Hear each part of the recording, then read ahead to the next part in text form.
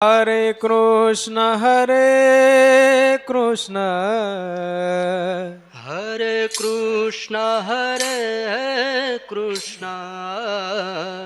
कृष्ण कृष्ण हरे हरे कृष्ण कृष्ण हरे हरे हरे कृष्ण कृष्ण कृष्ण हरे हरे हरे कृष्ण कृष्ण कृष्ण हरे हरे हरे राम राम राम हरे हरे हरे राम हरे राम हरे राम हरे हरे हरे कृष्ण कृष्ण कृष्ण हरे हरे हरे कृष्ण सभी भजन हरे करेंगे, गाइए कृष्ण सभी जन गाइए। हरे हरे हरे राम राम राम हरे हरे हरे राम हरे राम हरे राम हरे हरे हरे कृष्ण कृष्ण कृष्ण हरे हरे हरे कृष्ण हरे कृष्ण हरे हरे हरे राम राम राम हरे हरे हरे राम हरे राम हरे राम हरे परत हरे फिर से हरे राम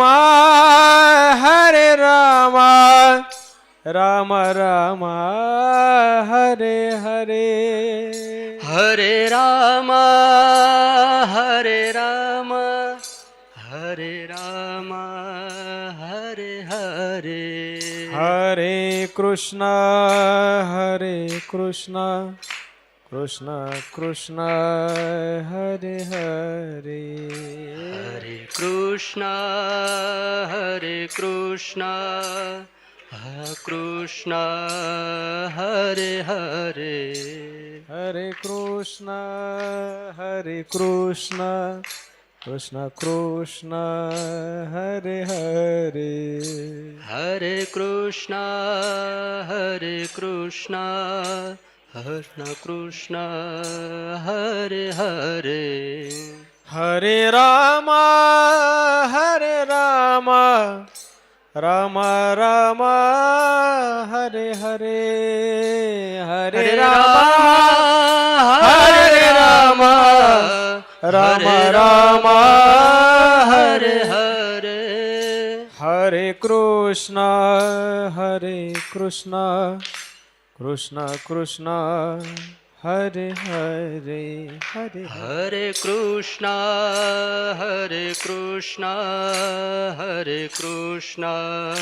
हरे हरे हरे राम राम राम हरे हरे हरे राम हरे राम हरे राम हरे हरे देव तुकाराम ज्ञानदेव तुकाराम ज्ञानदेव तुकाराम ज्ञानदेव तुकाराम ज्ञानदेव तुकाराम ज्ञानदेव तुकाराम ज्ञानदेव तुकाराम ज्ञानदेव तुकाराम ज्ञानदेव तुकाराम ज्ञानदेव तुकाराम ज्ञानदेव तुकाराम ज्ञानदेव तुकाराम ज्ञानदेव तुकाराम ज्ञानदेव तुकाराम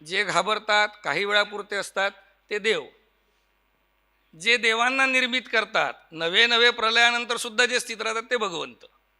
आलं का लक्षात? ब्रह्मा विष्णू महेश अशी ट्रिनिटी आपण कायम ठेवलेली आहे, 3 देवता.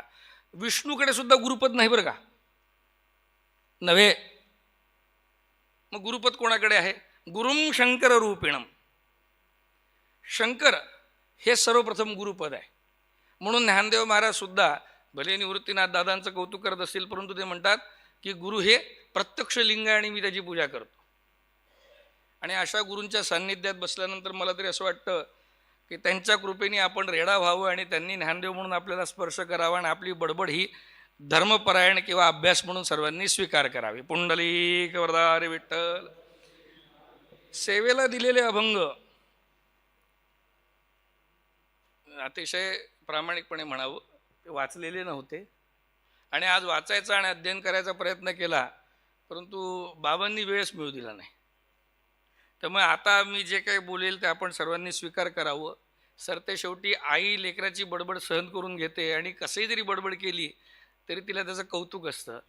लक्षात घ्या, किती अभंग दिले तरी त्या अभंगाचं सार एकच आहे की आपल्यात बुद्धिमत्ता नाही, जे काही आहे ते सगळे गुरूंची कृपा आणि गुरु बोलवून घेतात. हे अध्यात्माचं सार आहे बरं का.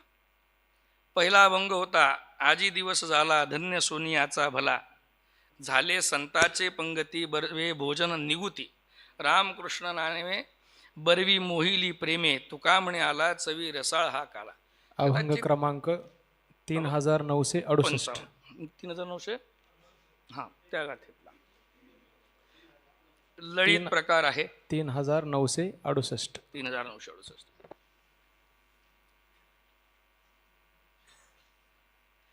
पहिल्या चरणामध्ये जगद्गुरु तुकोबाराय महाराज म्हणतात, धन्य दिवस आहे आणि तो सोनियाचा झालेला आहे.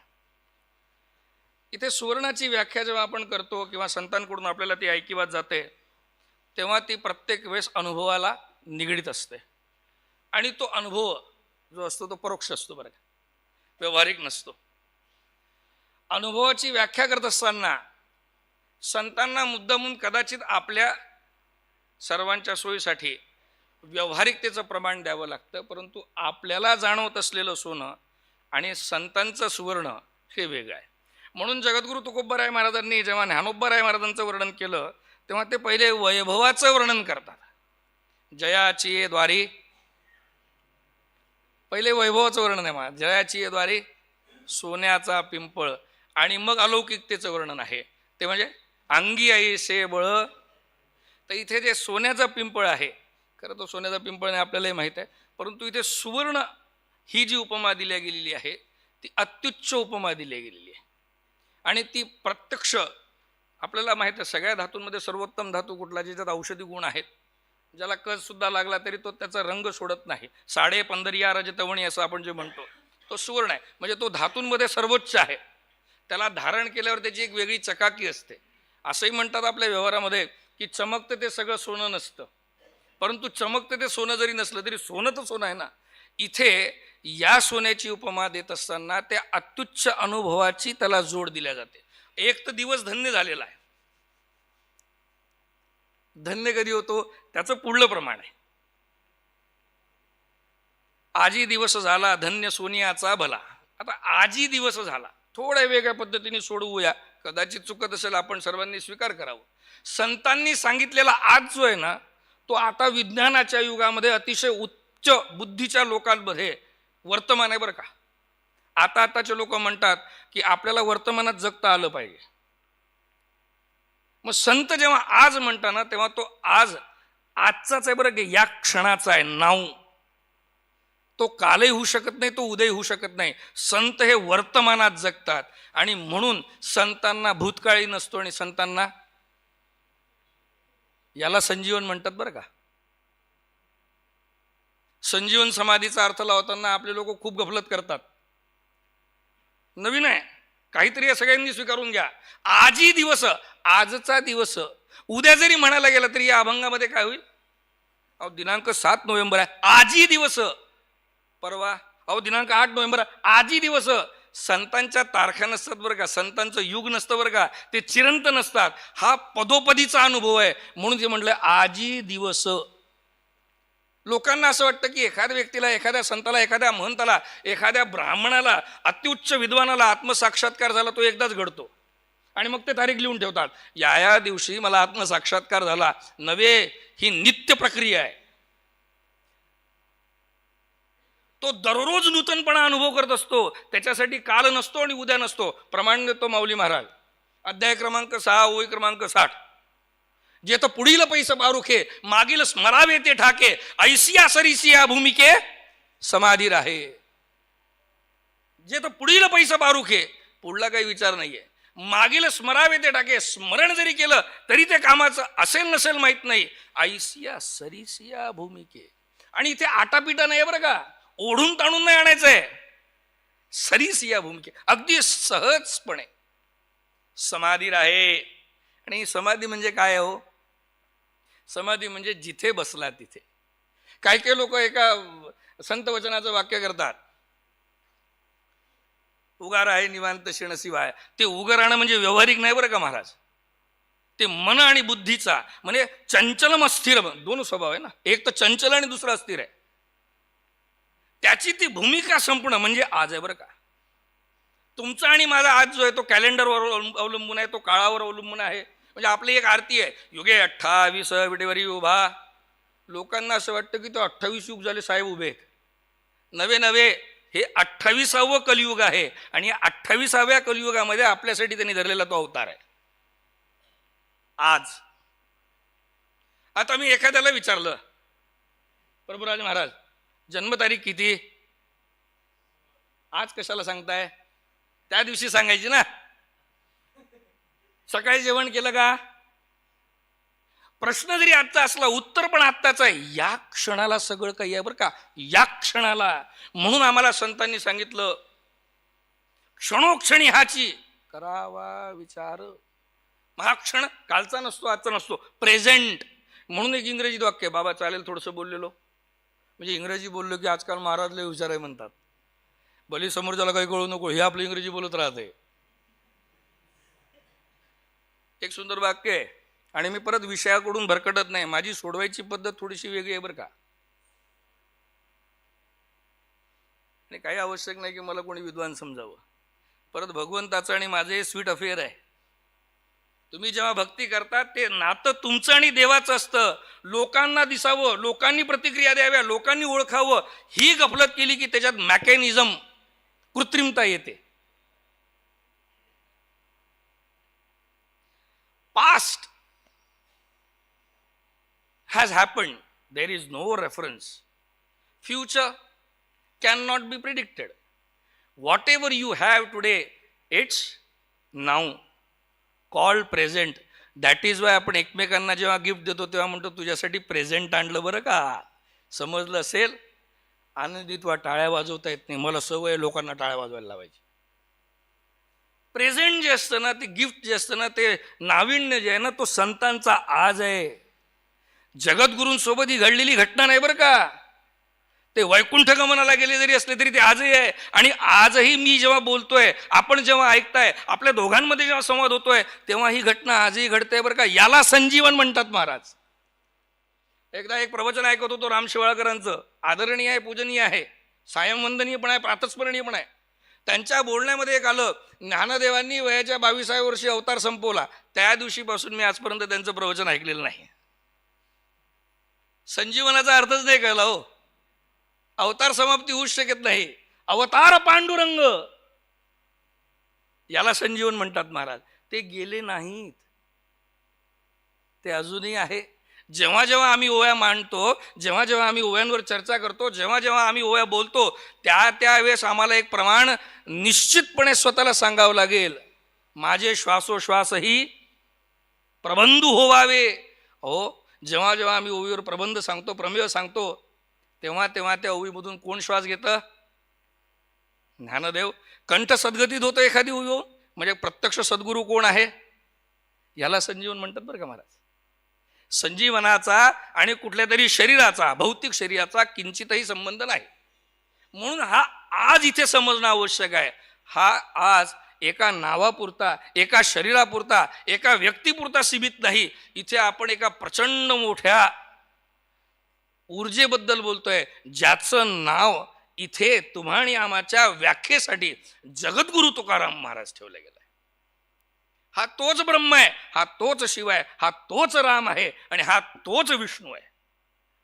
म्हणून आपल्यासाठी प्रमाण आहे देवते संत, देवते संत. आणि निमित्त हे निमित्त आहे ना, पण आम्ही समजून घेतलं पाहिजे. इथे प्रत्यक्ष भगवंत स्वतः बाबतीत बोलतोय, निमित्त करतोय जगद्गुरु तुकोब्बर आहे म्हणून. संजीवन आहे हे. आणि म्हणून वारकरी संप्रदायाच्या बाबतीत मी नेहमी म्हणतो की वारकरी संप्रदायाच्या तत्वज्ञानामध्ये मृत्यूला सुद्धा कुठेही मुभा नाही की त्यांनी आम्हाच्या संतांना स्पर्श केला. माऊलींनी समाधी घेतली, मृत्यू शिवला. जगद्गुरु तुकोब्बर आहे, सदैव वैकुंठा गेले, मृत्यू शिवला. म्हणून ते वाक्य सत्य आहे बरं का महाराज. तुम्हाला उद्या दिवसात तो कुठला मंत्र येतो? ओम त्र्यंबकं यजामहे सुगंधिं पुष्टिवर्धनम उर्वारुकमिव बंधनान् मृत्योर्मुक्षेमामृतात्. महामृत्युंजय मंत्र जरी नाही आला ना तरी आमचा जो प्रमाण आहे, आमच्या वारकरी संप्रदायासाठी केलेली ती सोय आहे. तुकाराम तुकाराम नाम घेता कापे यम. महामृत्युंजय मंत्राची दुसरी वृत्ती आपल्याकडे आहे, ती म्हणजे तुकाराम नाम आहे. पुढलं प्रमाण काय जातं? धन्य सोनियाचा भला. परत एकदा सांगितलं, इथे सर्वोच्च व्याख्या दिली. आजच्या या क्षणाला कधीतरी मिळेल, कधीतरी प्राप्त होईल, देखेंगे कर लेंगे, आज नाही प्राप्त झालं उद्या, आज या क्षणाला. म्हणून याला हिंदी प्रमेय येतं. आता इंग्रजी झालं ना, हिंदीवर यावं लागेल. म्हणून कबीरजी महाराज म्हणतात, कल करे सो आज कर, आज करे सो अब, पलमे परलय होएगी बहुरी करेगा कब. अध्यात्म उद्यावर ढकलता येत नाही महाराज.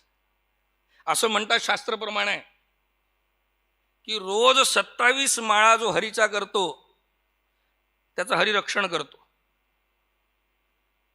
आपलं काय असतं? आज 25 केल्या, उद्यासाठी 2 ठेवू. ते आज करावं लागतं बरं का. म्हणून आम्ही नेहमी म्हणत असतो बरं का, ज्या दिवशी तुमच्या आयुष्यातलं भोजन, त्या भोजनाचं महत्व, त्या भोजनामधली रुची, त्या भोजनामधला स्वाद, त्या भोजनामधला आनंद, ज्या दिवशी तुमच्या अध्यात्माशी जोडल्या जाईल महाराज, तुमचे सगळेच पोटं भरतील. आध्यात्मिक पण, मानसिक पण, शारीरिक पण. आदणी घातली हरळ होती अमृताचे तांदूळ, जरी भुकेची राखी वेळ. 2 पोटांचं वर्णन आहे आणि पहिले 2 अभंग सुद्धा त्याच 2 पोटांसाठी आहे बरं का, जगद्गुरूंचे. सोनियाच आणि कसं आहे, भला आहे बरं का. संतांच्या संगतीमध्ये वाईट काहीच नाही ना. म्हणून ज्ञानोबराय महाराज म्हणतात, जे खळांची व्यंकटी, वाईट जायचं ना महाराज काही. हा चांगला तो वाईट व्याख्याच नाहीये. म्हणून भला म्हणलं. झाले संतांचे पंगती. परत जेवणाची गोष्ट आली महाराज, पंगतीची गोष्ट आली. झाले संतांचे बरवे भोजन निगुती. इथे जेवणाच्या बाबतीत काहीतरी चालू आहे. म्हणून आता ज्ञानेश्वरीतली ओवी आपण काढली. आदणी घातली हरळ होती मृताचे तांदूळ, जरी भुकीची राखी वेळ. श्री जगन्नाथ. खरं तर या ओवीवरही बोलायला पाहिजे होतं, पण ते आता आपल्याला अभंग पाठ नाही आहे, मधून काहीतरी करायचं.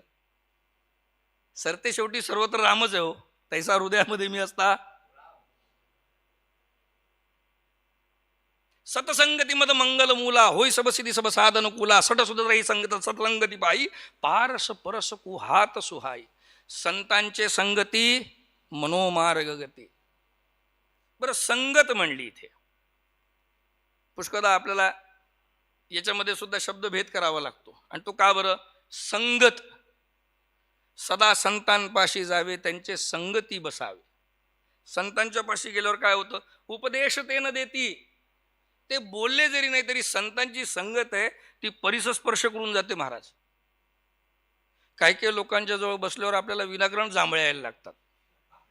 पुष्कळ आता निरंजननाथ बोलायला लागलो की ज्याला झोपाचा त्रास आहे, झोप येत नाही, ते सुद्धा म्हणतोय महाराज खरंच बोलणं चालू ठेवा, बंद करू नका. मला असं वाटलं की मी खूप छान बोलत असेल. नाही म्हणले, तुम्ही थांबले की झोप मोड होती.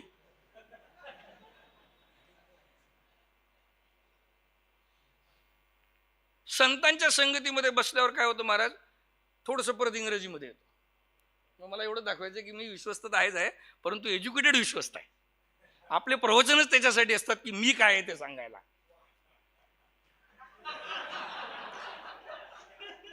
आपल्याला म्हणून म्हणतो, तुका म्हणे, नामा म्हणे, ज्ञानदेव म्हणे, तुमचं माझं कोण म्हणे. त्याला प्रमाणच नाहीये ज्याच्या जो संतांचे प्रमाण नाही. आजही आपण कोणाच्या विषयी बोलतोय, आजही आपण कोणाच्या भरोशावर बोलतोय, आजही आपला संदर्भ काय, आजही आपला संबंध काय, आजही आपलं नातं काय आहे. आपण इथे जगद्गुरु तुकोबराय महाराजांच्या माध्यमातून बसलोय, संतांच्या संगतीमध्ये बसलोय, म्हणून दरवर्षी अष्टादशा होतो. संतांची संगती, ज्याच्या संगतीत बसलं त्याच्या संगतीतून खरंच परिणाम पडतो का? नाही ना महाराज. हिंदी प्रमाणे परत इंग्रजी झालं, परत हिंदी जोडावं लागतं. बहुश्रुत आणि बहुभाषी काय म्हणले विश्वस्त.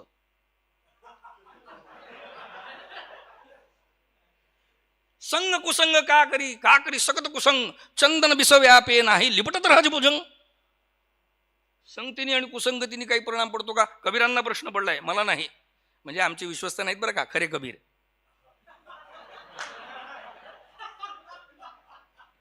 याला कोटी म्हणतात, शाब्दिक कोटी. नाही, त्यांनाही कळलं मी नाव काढलं म्हणून. हा सर, ते शेवटी प्रवचन कशासाठी आहेत?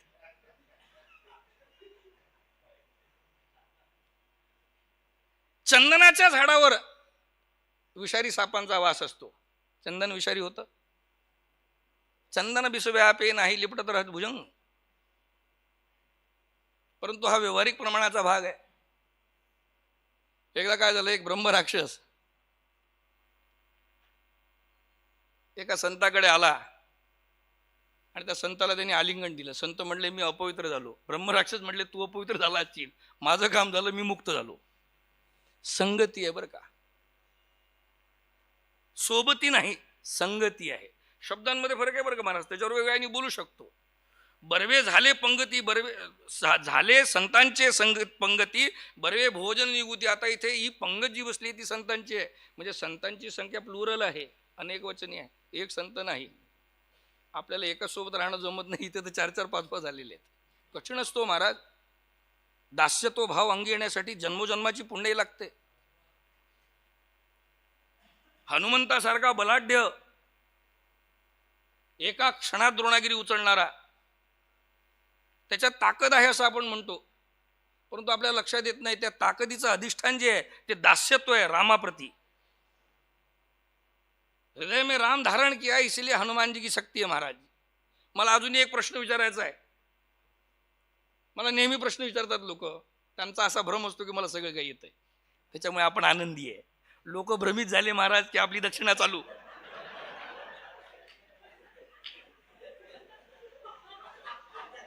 म्हणले युद्धात एवढे लोक होते, रामायणाच्या युद्धामध्ये एवढे लोक होते, राम आणि रावणाच्या युद्धामध्ये एवढे लोक होते, पण हनुमानामध्ये काहीतरी गडबड होती. म्हणलं कसं काय?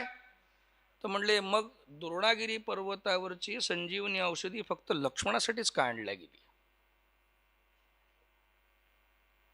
मग याच्यात दोनच संभावना असू शकतात की एक तर रामायणातला जो हे आहे हनुमान, तो वानर आहे, नाही तर तू माकड आहे. याच्यासाठी संतांच्या संगतीत बसावं लागतं महाराज. या ज्या क्लुप्त्या आहेत ना, संतांनी काय केलंय, समुद्रासारखे प्रमेय 4 ओळीच्या अभंगामध्ये मांडून टाकलेत महाराज. एकेका अभंगावर चातुर्मास चालतात. विचार करा, 7 समंदर की मसी कहूं गुरु गुरु लिखा न जाय. म्हणजे या संतांच्या संगतीमध्ये विचार करा महाराज, शब्दांची व्याप्ती सुद्धा संकुचित होते. आपण शब्दांच्या सोबत भांडतो,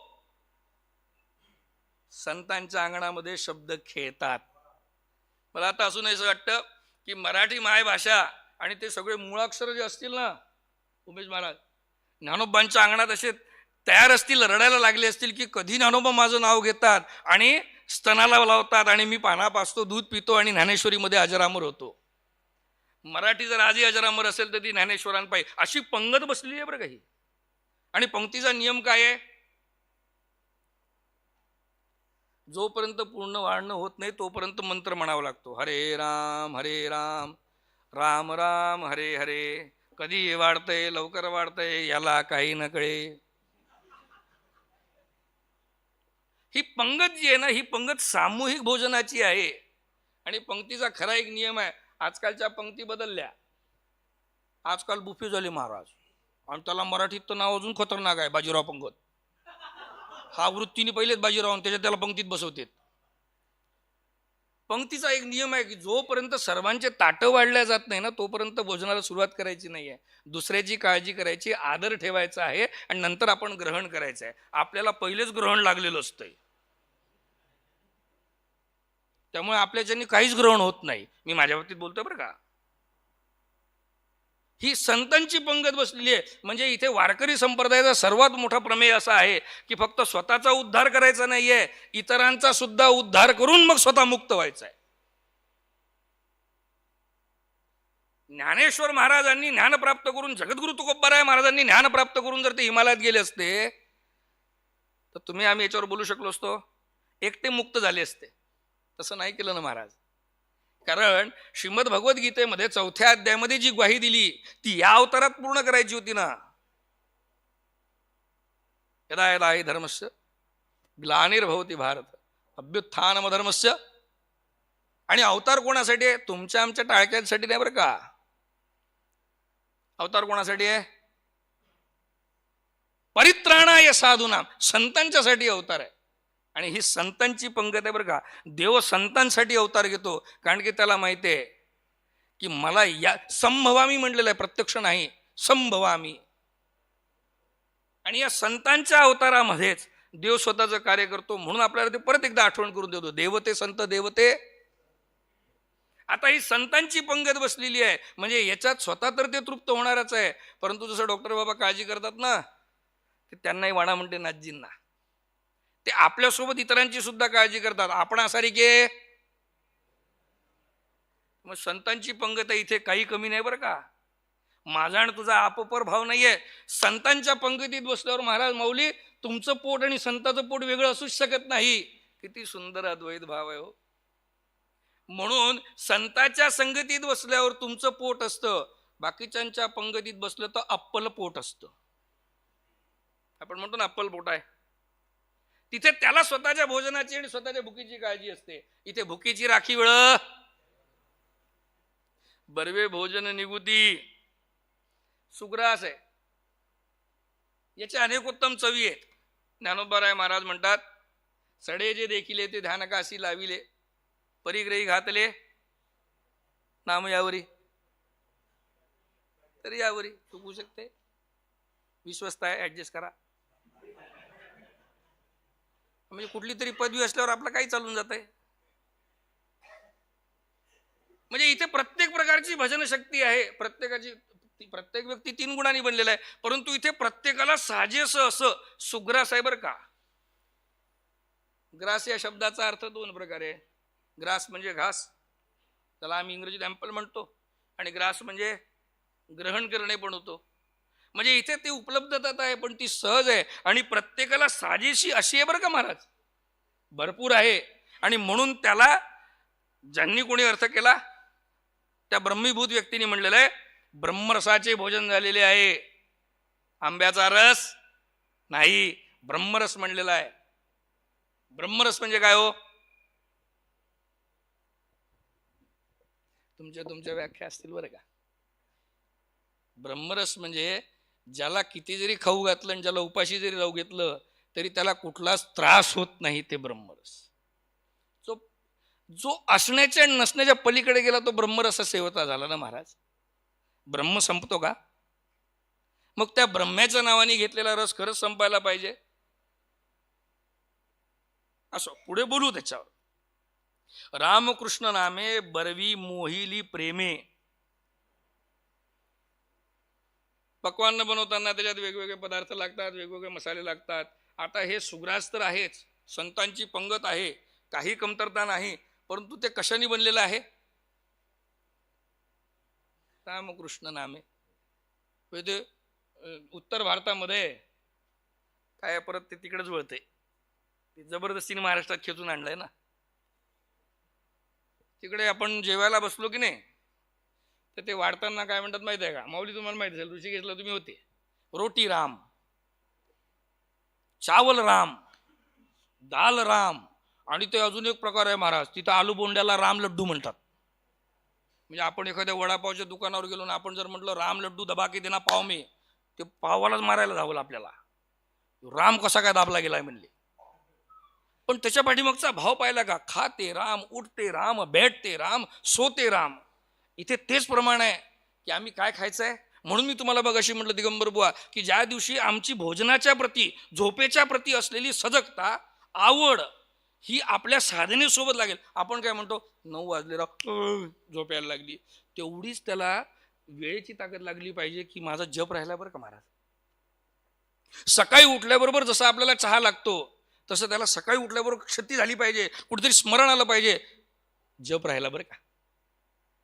भूक लागल्यावर आपल्याला असंही होतं, तसं जपमाळ झाली नाही, ग्रंथ वाचला नाही, पारायण झालं नाही की आपल्याला अस्वस्थता वाटली पाहिजे. कारण इथे जे भोजन आहे ना महाराज, ते रामकृष्ण नामाचं आहे. म्हणून मी तुम्हाला म्हटलं की साधनेची सुरुवात कधी झाली असं समजावं, ज्या दिवशी भूक, झोप ह्या गोष्टी आणि या गोष्टीच्या एवढंच महत्व तुम्ही साधनेला द्यायला लागाल.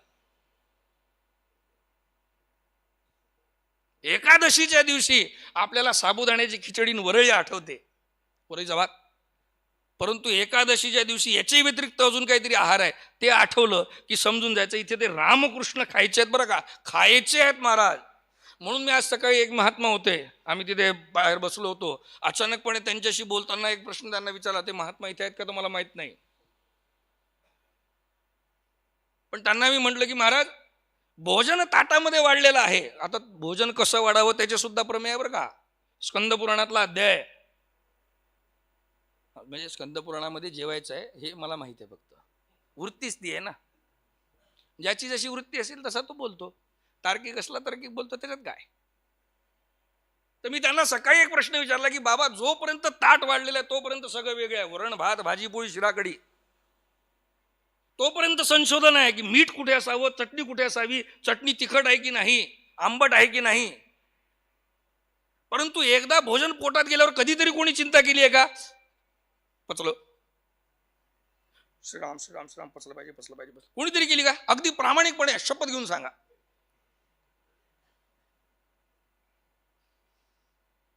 अहो, आपण जेवताना जेवलेलो आहे, कधी कधी 7-7 पोळ्या आणता ते.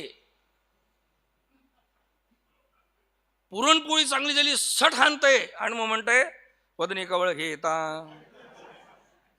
पण मला खरं सांगा, अगदी सगळ्यांनी शपथ घेऊन, नाही भोजनाच्या बाबतीत चालू आहे म्हणून वेगळे प्रमेय देतोय की जर समजा तुम्ही जेवण करताना तितिक्षा ठेवली, संशोधन ठेवलं, तर्क ठेवला, सगळं वेगवेगळं होतं, एकत्रित पोटात गेलेलं आहे. पोटात गेल्यानंतर कधीतरी तुम्ही त्याच्या पचनाची चिंता केली आहे किंवा वेगळं चिंतन केलेलं आहे का? श्रीराम जय राम जय जय राम, कडी कुठे गेली, श्रीराम जय राम जय जय राम, आज 2 गुलाबजामुन होते, ऍडजस्ट झाले का? बिलकुल नाही. तुम्ही निश्चिंत आहात. एकदा भोजन होईपर्यंत, ते चावेपर्यंत आणि पोटात जाईपर्यंतची संशोधन वृत्ती आहे, त्याच्यानंतर नाही. त्याच्यानंतर सब भगवान के भरोसे आहे. नवल आहे ना. म्हणून म्हणतो याच्या पहिले तुम्ही जेवलेच नाही कधी. तो जो विश्वास आहे ना, एकदा ग्रहण केल्यानंतर बाकीची पचन संस्था सांभाळून घेईल. म्हणून आपल्या संतांनी म्हटलंय, ते संत कुठले असं संत असतात महाराज, संप्रदायाचे नसतात. संप्रदाय संतांपासून बनतो. संत संप्रदायाला जन्म देतात, संप्रदायाचे संत नसतात. उदर भरण नो हे जाणीजे, हा यज्ञ आहे महाराज. म्हणून ज्ञानेश्वर महाराज भगवद्गीता अहम वैश्वानरो भूता, वैश्वानर अग्नी आहे. इथे आपल्याला भोजनाचा अर्थ सांगितलाय की रामकृष्ण नाम आपल्याला खायचंय बरं का. आणि परत ते खाईपर्यंतच पहा बरं का कशी जुळजुळली. काय हुशार आहे महाराज. ते खाईपर्यंतच आपल्याला प्रयत्न करायचा आहे, आवश्यक होऊन पारायण करायचं आहे, आवश्यक होऊन जपमाळ करायची आहे, आग्रहाने प्रयत्न करायचा आहे. एकदा ते झालं ना दिगंबर बुवा की पुढे पचनाची चिंता करायची नाही बरं का. फिर सब राम संभाल लेता है. रामकृष्ण नामे बरवी मोहिली प्रेमे. आणि हे रामकृष्ण नाव खाल्लेलं आहे ना, त्याच्यामुळे आता पहा बरं का, जेवणाच्या बाबतीत चालू आहे, पण हे रामकृष्ण नाव खाल्लेलं आहे ना महाराज, आता जैसे खाल अन्न तैसे होईल हे अन्न नव्हे साधारण. ज्ञानोबा आहे महाराज म्हणतात, आता ज्यांनी जसं अन्न खाल्लं त्याला तशी सृष्टी दिसायला लागते. इथे पहा बरं किती सुंदर प्रमेय आहे की रामकृष्ण नाम ग्रहण केलेलं आहे. आता ते पचायची चिंता नाही, परंतु ते ग्रहण केल्यामुळे काय झालेलं आहे, सगळं जग मधुर वाटायला लागलेलं आहे बरं का, सगळं जग सुंदर वाटायला लागलेलं आहे. जेवणानंतरची वृत्ती आहे ना महाराज, बरवी मोहिली प्रेमे. प्रत्येक पक्वान्न स्निग्ध आणि मधुर झाले होते. इथे पक्वान्न म्हणजे तुमचा आणि आमचा संबंध आहे, संसारात येणाऱ्या प्रत्येक गोष्टीचा घटनेचा संबंध आहे. कारण की सगळं खायचं आहे ना, आणि संतांची पंगत आहे. बरवी आहे महाराज, अलौकिकता. तुका म्हणे आला चवी रसाळ हा काला. खरं तर कृष्णाचा अवतार आहे माऊली, हा आपल्याकडला नाही बरं का. कृष्णाचा जन्म कुठे झाला मला माहित होतं, तुम्हाला माहित नाही म्हणूनच मला आज बोलवलं. चिंता नाही करायची, साधकाला प्रश्नच पडत नाही, उत्तर एकच आहे, ज्ञानोबा तुकोबा. ज्याला प्रश्न पडतात त्याच्याजवळ हे दोन प्रॉपर्टी नाही बरं का महाराज. कृष्णाचा जन्म झाला उत्तरेत, राजा झाला गुजरातेत, सगळ्या लीला कुठे गेलेत युपीच्या भागात. बरोबर. तुम्हाला नवल वाटेल, कालात आपण जो म्हणतो म्हणजे प्रत्येक सप्ताहाच्या शेवटल्या दिवशी काल्याचं वर्णन करतो आपण, पण उत्तर प्रदेशमध्ये गेलं तर तसा काला होतच नाही. ते मटकी फोडतात कधी, फक्त ते दहीहंडीच्या दिवशी. बाकी एरवी उत्तर प्रदेशमध्ये एकमेकाचे मटके फोडतात. पण तू भारतात या प्रकार पहा बरं का, जिथे जिथे अवतार झालाय, जिथे लीला झालेले आहे, जिथे सवंगडी सोबत घेतलेले आहे, त्याचं वर्णन आम्ही जेव्हा महाराष्ट्रात करतो काल्याच्या कीर्तनामध्ये, तेव्हा आम्ही म्हणतो सर्वांनी मिळून खायचं आहे. लीला तिथे केल्या, परंतु खऱ्या प्रकारे सिद्ध कुठे झाल्या, काला वाटू. किती नवल आहे महाराज. बरं, या कृष्णाने जन्म घ्यावा उत्तर प्रदेशामध्ये, 3 जागा बदलाव्या, त्यांनी राज्य करावं गुजरातमध्ये, पण महाराज लग्न महाराष्ट्रातल्या पोरीसोबतच करायचं बरं का. नाही समजलं. अहो, कृष्णाची पहिली बायको विदर्भातली आहे देवा, कौंडण्यपूर, रुक्मिणी आई साहेब, तेवढाच फक्त याचा महाराष्ट्राशी संबंध आहे. पण जेव्हा काला आपण इथे म्हणतो तेव्हा तो सर्वांनी मिळून खायचा आहे. आणि इथे रक्षणीय सर्वथा ही सकल लोकसंस्था, ही जी ओवी हनुमाननी दिली ती इथे प्रत्यक्ष उतरते की लोकसंस्थेचं रक्षण करण्यासाठी, लोकांना मिळवून अध्यात्म एकत्रितपणे करण्यासाठी मी हा संप्रदाय स्थापित केलाय. म्हणून प्रत्यक्ष कृष्णाने काला जरी गोकुळात खाल्ला असेल तरी तो आजही महाराष्ट्रात वारंवार खाल्ला जातो. याला परत संजीवन म्हणतात. काला त्यांनी त्याच्या चरित्रात खाल्ला असेल, परंतु आजही त्याचं चरित्र महाराष्ट्रात सुरू आहे. प्रत्येक सप्ताहामध्ये शेवट जेव्हा काला होतो तेव्हा आम्ही तो एकमेकांच्या हातात देतो परत. म्हणून म्हणत असतो माऊली, इथे वारकरी संप्रदायाची शिक्षा पद्धती जी आहे ती सामूहिक अध्यात्म आहे. म्हणून हे धर्माचं प्रगत रूप आहे बरं का. आणि परत हा काला कुठला आहे, हा वाटताना तुम्हाला मला द्यायचा आहे, मला पलीकडला द्यायचा, पलीकडले सगळीकडून फिरून आलेला काला असल्यामुळे भेद आहे का. भेदा भेद भ्रम अमंगळ नाहीच ना महाराज, तेच तर सांगतोय. कारण आमचं जेवण काय आहे, 6:45 वाजले, एकच अभंग करा ऍडजस्ट. भीष्म पितामह शेष शय्येवर, प्रत्येकाला कीर्तनात कामी पडतील हे प्रमाण. भीष्म पितामह शीर शय्येवर पडलेले आहेत. मृत्यू, इच्छा मृत्यूचं वरदान आहे. कशाचं वरदान आहे ऐकलं नाही यांनी. कशाचं वरदान आहे भीष्माला. श्राप आहे महाराज तो.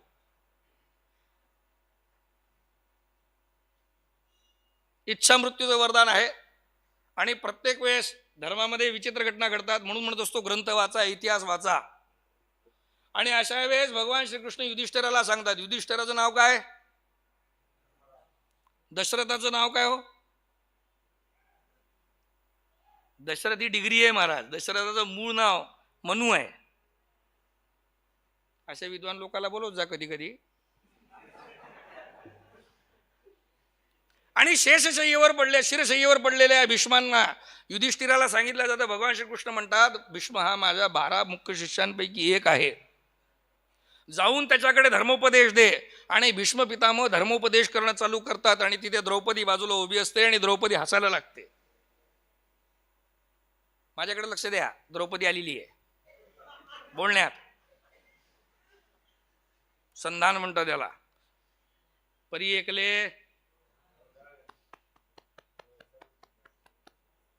अवधान. मग सुखाची व्याख्या अवधान आहे महाराज. कशाला अवसान आणताय? 10 काढला आणि 6 घातला. आणि भीष्म पितामह धर्माचा उपदेश करत असताना प्रमुख 12 शिष्यांपैकी एक आहे. भगवंतांनी कौरवांकडे जेव्हा युद्ध प्रस्ताव नकारण्यासाठी गेले होते आणि विराट रूप धारण केलं होतं त्यावेळेस फक्त 3 जणांनी ओळखलं होतं. त्यापैकी भीष्म पितामह एवढे अधिकारी पुरुष होते महाराज. आणि ते धर्मोपदेश देत असताना द्रौपदी किंचित हसली. सर्वांना तो अपमान वाटला की भीष्म पितामह इथे उपदेश देत असताना एवढ्या मोठ्या माणसाचा अपमान हिने हसून केलेला, हिला अक्कल नाही का? त्यावेळेस भीष्म पितामह सर्वांना थांबवतात आणि म्हणतात, द्रौपदी तू का हसली? द्रौपदी म्हणते, महाराज एवढीच बुद्धी होती तर माझं जेव्हा वस्त्रहरण चालू होतं तेव्हा का नाही पाजळली? म्हणजे तिने असं नाही बोललं, हे सांगणाऱ्याच्या वृत्तीवर असतंय ना.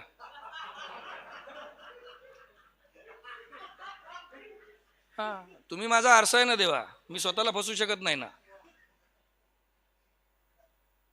आणि भीष्म पितामहाने अगदी नम्रपणे तिला उत्तर दिलं की द्रौपदी बरोबर आहे, मी धर्माचा जरी शास्त्र असलो, राज्यकारण कसं करायचं, धर्मकारण कसं करायचं हे जरी मला शिकवलेलं असतं, प्रत्यक्ष ब्रह्मा, प्रत्यक्ष विष्णू, प्रत्यक्ष महेश यांचं सुद्धा जर मला दर्शन झालं असेल, इथे कृष्णाच्या रूपामध्ये प्रत्यक्ष वासुदेवाने अवतार घेतला आहे हे जरी मला ठामेठोकपणे माहीत असेल, तरी तुझ्या वस्त्रहरणाच्या वेळेस मी धर्म का बरं विसरलो? कारण की त्यावेळेस मी दुर्योधनाचं अन्न खात होतो. दूषित अन्न खाल्ल्यापायी माझी वृत्ती भटकली. आणि आपण इथे कुठलं अन्न खातोय? रामकृष्ण. आता हे अन्न म्हणजे काय? रामकृष्ण नामे उन्मनी साधली. उन्मनी अवस्थेच्या बाबतीत आमच्यासारख्या जवळ लय मटेरियल आहे महाराज. कैसी लगती है, कौन सा आसन बनाना पड़ता है, जालंधर कौन सा, मूलबंद कौन सा, उड्डीयान कौन सा. तुम्ही नाही बोलायचं 6व्या अध्यायावर. चला तिकडे सांगतो. लंगोटीवरच करावं लागतंय सगळं. योगी होणं सोपं नाहीये. म्हणजे माझ्या बाबतीत नाही बोलताय, माझं नाव आहे फक्त, आधार कार्डवर आहे बरं का. म्हणून कृष्णाने एका ठिकाणी म्हटलं की योगी सोपा नाहीये, त्यापेक्षा भक्ती मार्गाने लागावं. आम्ही इथे काय खातोय? या रामकृष्ण नामाने योगामध्ये जे साध्य होतं ना, एवढं सगळं तडफड करून ते या रामकृष्णाने साध्य होतं बरं का. आणि उन्मनी अवस्था कुठली? अरे अरे ज्ञाना झालासी पावन तुझं ध्यान. हा तुमचा वैयक्तिक संबंध आहे, म्हणून याला अध्यात्म म्हणतात महाराज. मला अजूनही सांगा, कुठेतरी विद्वानांनी लिखाण केलेल्या कामामध्ये देवसाक्षात्कार लिहिलेला आहे का हो? आत्मसाक्षात्कार लिहिलेला आहे. आणि आत्मसाक्षात्कार म्हणजे काय? माझ्या शब्दात सांगू की चांगल्या शब्दात सांगू? आपल्याला खोड दिसायला लागली म्हणजे आपण आत्मसाक्षात्कारी झालो बरं का. माझे मज कळो येती. पहिली कोण आत्मसाक्षात्काराची ऐकलं होतं का असं? पहिले टाळ्या वाजवता येत नाही, तो प्रॉब्लेम आहे. स्वतःचे अवगुण कळायला लागले म्हणजे साधनेची सुरुवात झाली बरं का महाराज. आणि दुसऱ्यांच्या मते मी काय आहे हे ज्या दिवशी संपायला लागलं त्या दिवशी तुमचा नामजप सुरू झाला. कबीरजी महाराज एका ठिकाणी म्हणतात, मला कबीर खूप आवडतात. हा, ज्ञानदेवानी इतकं कोणी आवडू शकत नाही, जगद्गुरूंसारखं आपल्याला कोणी सांभाळू शकत नाही, पण कबीरांनी एवढी मैत्री पण आपल्यासोबत करू शकत नाही बरं का. कबीरांचं आणि ज्ञानदेवांचं आणि तुकोबांचं एक साम्य आहे. निर्गुण भजन ऐकून पहा. कबीर एका ठिकाणी म्हणतात, माला जपू ना कर जपू ना मुख से कहू ना राम, राम हमारा हमै जपे हम पायो विश्राम. मी माळ जपतो, मी रामनाम घेतो, हा सुद्धा अहंकार जोपर्यंत आहे तोपर्यंत राम नाहीये. माझी माला जपणं, माझं रामनाम गणणं हे सुद्धा रामच करून घेतो. कारण की रामामध्ये माझ्यामध्ये काय अंतर नाही. आपल्या आयुष्यात राम कधी येतो सांगू का? रामनाम हे मेलय म्हणते, रामनाम हे मेलय म्हणते. ते मनातल्या मनात म्हणावं लागतंय. हे जोरांनी काय म्हणायचं आहे? रामनाम हे मेलय, हे मनात म्हणावं लागतं. आपल्याला सत्यता कधी कळते? जेव्हा आपल्यातला राम निघून गेला असतो. हा राम आपल्यात आहे हे जिवंतपणी जोपर्यंत अनुभव येत नाही तोपर्यंत याच्यापेक्षा दुसरी कुठली सत्यता नाही महाराज. आणि म्हणून म्हणलंय रामकृष्ण नामे संन्यासाचा खरा जर कुठला अर्थ असेल दिगंबर बुवा ऐसा कहते हैं, की संन्यास घेण्याच्या पहिले त्याला स्वतःचं पिंडदान करावं लागतं.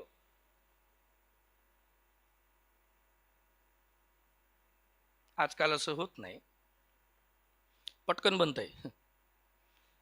पण इथे रामनामाने, रामकृष्ण नाम ग्रहण केल्याने, रामकृष्णाच्या नावाचं संतांच्या संगतीत पंगतीमध्ये भोजन केल्यानंतर पिंडदान करायची गरजच पडत नाही, कारण की प्रत्यक्ष पिंडच ब्रह्मांडी स्थित होतो. हो, नाही कळलं? असं तरी करावं. एक बाई थोडीशी जाड होती आणि ती डॉक्टरकडे गेली, म्हटले करोडो रुपये घ्या पण मला पातळ करा. आणि हो, कुठलाही व्यायाम नाही सांगायचा म्हणले, सांगितलं तरी 10 सेकंदाच्या वर नाही सांगायचा. डॉक्टर म्हणले 1 करोड रुपये. व्यायाम सोपा आहे म्हणले, मान अशी करायची, अशी करायची, अशी करायची, अशी करायची, 1 2 3 4. सोपं आहे म्हणले, 1 महिन्यात तुमचं वजन कमी होईल. एवढं सोपं व्यायाम करायचा कधी? काय नाही म्हणले, काहीच खायचं समोर आलं, 1 2 3 4. ये त्याग नाही आहे, ये त्याग जिथे नकाराची गरजच पडत नाही, स्वीकारून सुद्धा अस्वीकार होतो, त्याला त्याग म्हणतात बरं का महाराज. ती गोष्ट वेगळी. कृत्रिमपणे घेतला तो संन्यास आहे, जो घडला तो संन्यास असतो. संन्यास घ्यावा लागत नाही, तो घडतो. फार मोठी प्रक्रिया आहे. हिमालयामध्ये जायची गरज पडत नाही बरं का. सुखे येतो घरा, तुकोबाराय महाराज संन्यासी आहे. मूर्ख आहे ते लोक जे म्हणतात तुकोबाराय महाराज संसारी होते. हा, हिम्मत लागते ना हो महाराज. छत्रपती शिवाजी महाराजांकडून सरंजाम आलेला आहे, छत्रपती शिवाजी महाराज. प्रमाण कुठलं आहे तुमचे? हे म्हणजे तुम्हाला येते का? हे पाहायचं होतं. माझं पाठांतर आहे. वेळ निघून गेली म्हणजे प्रवचनकार. हिम्मत लागते ना महाराज, याला त्याग म्हणतात. ते पाहून मोहित पण झाले नाही, कारण की जगद्गुरु स्वतः सोनं होते, दुसऱ्यांनी दिलेलं सोन्याचं काय. उलट ते सोनं किती खरं आहे याचा कस जर मोजायचा आहे तर ते जगद्गुरूंच्या शब्दांनी मोजून काढावं. फार मोठं वाक्य बोललेलो आहे. तुकोबाराय सुवर्ण होते, सोनं होते नवे महाराज. सोन्याचा कस तुकोबाराय महाराजांकडून मोजून घ्यावा. खरे संन्यासी ते ज्ञानोबा. अहो, एवढं सगळं लिखाण केलं आणि ज्ञानोबाराय महाराजांना म्हटलं की उपजराज जन्मलो ज्ञानी तुम्ही ज्ञानेश्वरी कशी काय लिहिली, एवढे प्रमेय कशी काय लिहिले, वयाच्या 16व्या वर्षी. आपण अजूनही वयातच अडकलेलो आहे, आपण अजूनही शरीरातच अडकलेलो आहे. आपल्याला अजूनही नवल वाटतं, वयाच्या 16व्या वर्षी ज्ञानेश्वरी कशी काय लिहू शकतात? तू टाळ काय, तुझा बाप बावळट आहे. 16व्या वर्षी ज्ञानेश्वरी लिहिली, हे अलौकिकता आहे नवे महाराज, हे देवत्व आहे. नाहीतर आम्ही 16वं वर्ष धोक्याचं म्हणून बर्बाद होतो. 16 संस्कार पूर्ण झालेत म्हणून 16व्या वर्षी ज्ञानेश्वरी वा. आणि तुम्हाला जर असं वाटत असेल की तुम्ही सगळेजण संस्कारी आहेत तर माफ करा, या पूर्ण धरेवर जिवंत शरीरामध्ये असलेला, आत्मस्थित असलेला एकही व्यक्ती पूर्ण संस्कारी नाही. कारण 16 संस्कारामध्ये शेवटला संस्कार अंतिम संस्कार आहे महाराज. तुम्ही जळल्याशिवाय, तुमचं काम लावल्याशिवाय तुम्ही पूर्ण संस्कारी होत नाही ना. बरोबर आहे का नाही? कुठला अहंकार मिरवायचा? आणि हा अंतिम संस्कार जर करून घ्यायचा असेल महाराज, आज तुलसीचा जन्म आहे, आज तुलसीचा जन्म आहे. ही तुळस आहे ना, स्वतःच्या डोक्यावर ठेवावी लागते, याला शालिग्राम बनवावा लागतो. तो तुमचा अंतिम संस्कार होतो की आजपासून हा परिपूर्ण देह विष्णुमय झालेला आहे. ये अंतिम संस्कार है, तब उसकी नई शुरुआत होगी महाराज, तेव्हा तो नवीन जन्माला येतो. म्हणून म्हटलं तुम्हाला हा संन्यास आहे. आणि दुसऱ्याच्या स्मृतीमध्ये राहणं म्हणजे संजीवन नाही. स्वयंस्मृती स्थापित करणं म्हणजे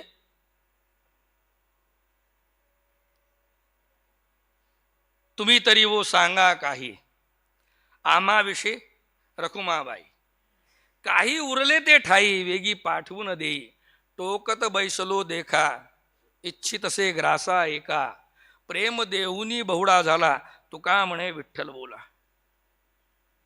तो अभंग, याच्यात क्रमांक वेगळा आहे. आता काही अर्थच राहिला नाही म्हणले. चालू द्या, सगळी परंपराच मोडीत काढलेली आहे.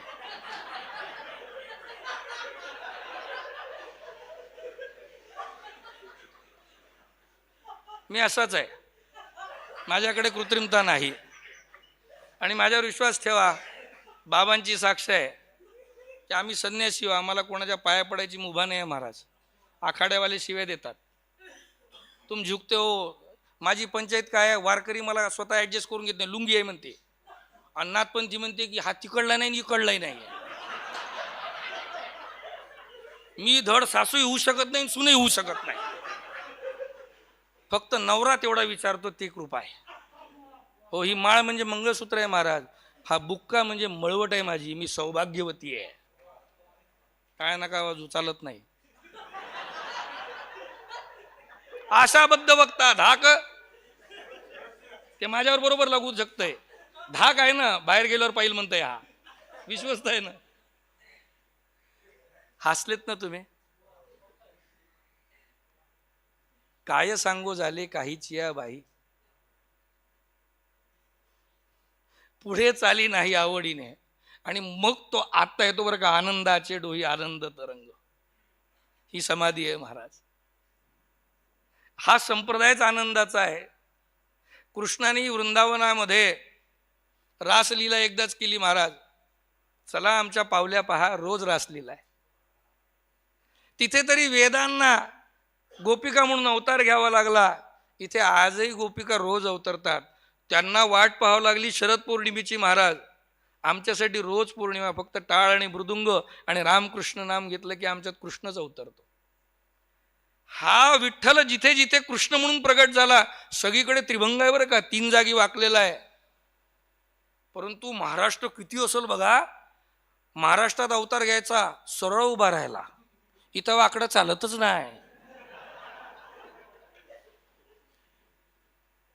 आणि संपूर्ण म्हणजे अगदी संपूर्ण विश्वामध्ये भगवान श्रीकृष्णाचे अनेकोत्तम रूप असतील, कुठेतरी बिना हाताचा आहे, बिना पायाचा आहे. परंतु जेव्हा हा वारकरी संप्रदाय अवतरतो तेव्हा याला स्त्रीरूप घेतलं जातं. बरं, बाबा फार मोठं प्रमेय मांडतो की आताचा जो अभंग आहे, एवढं आवडलं प्रवचन, याला समय सूचकता म्हणतात.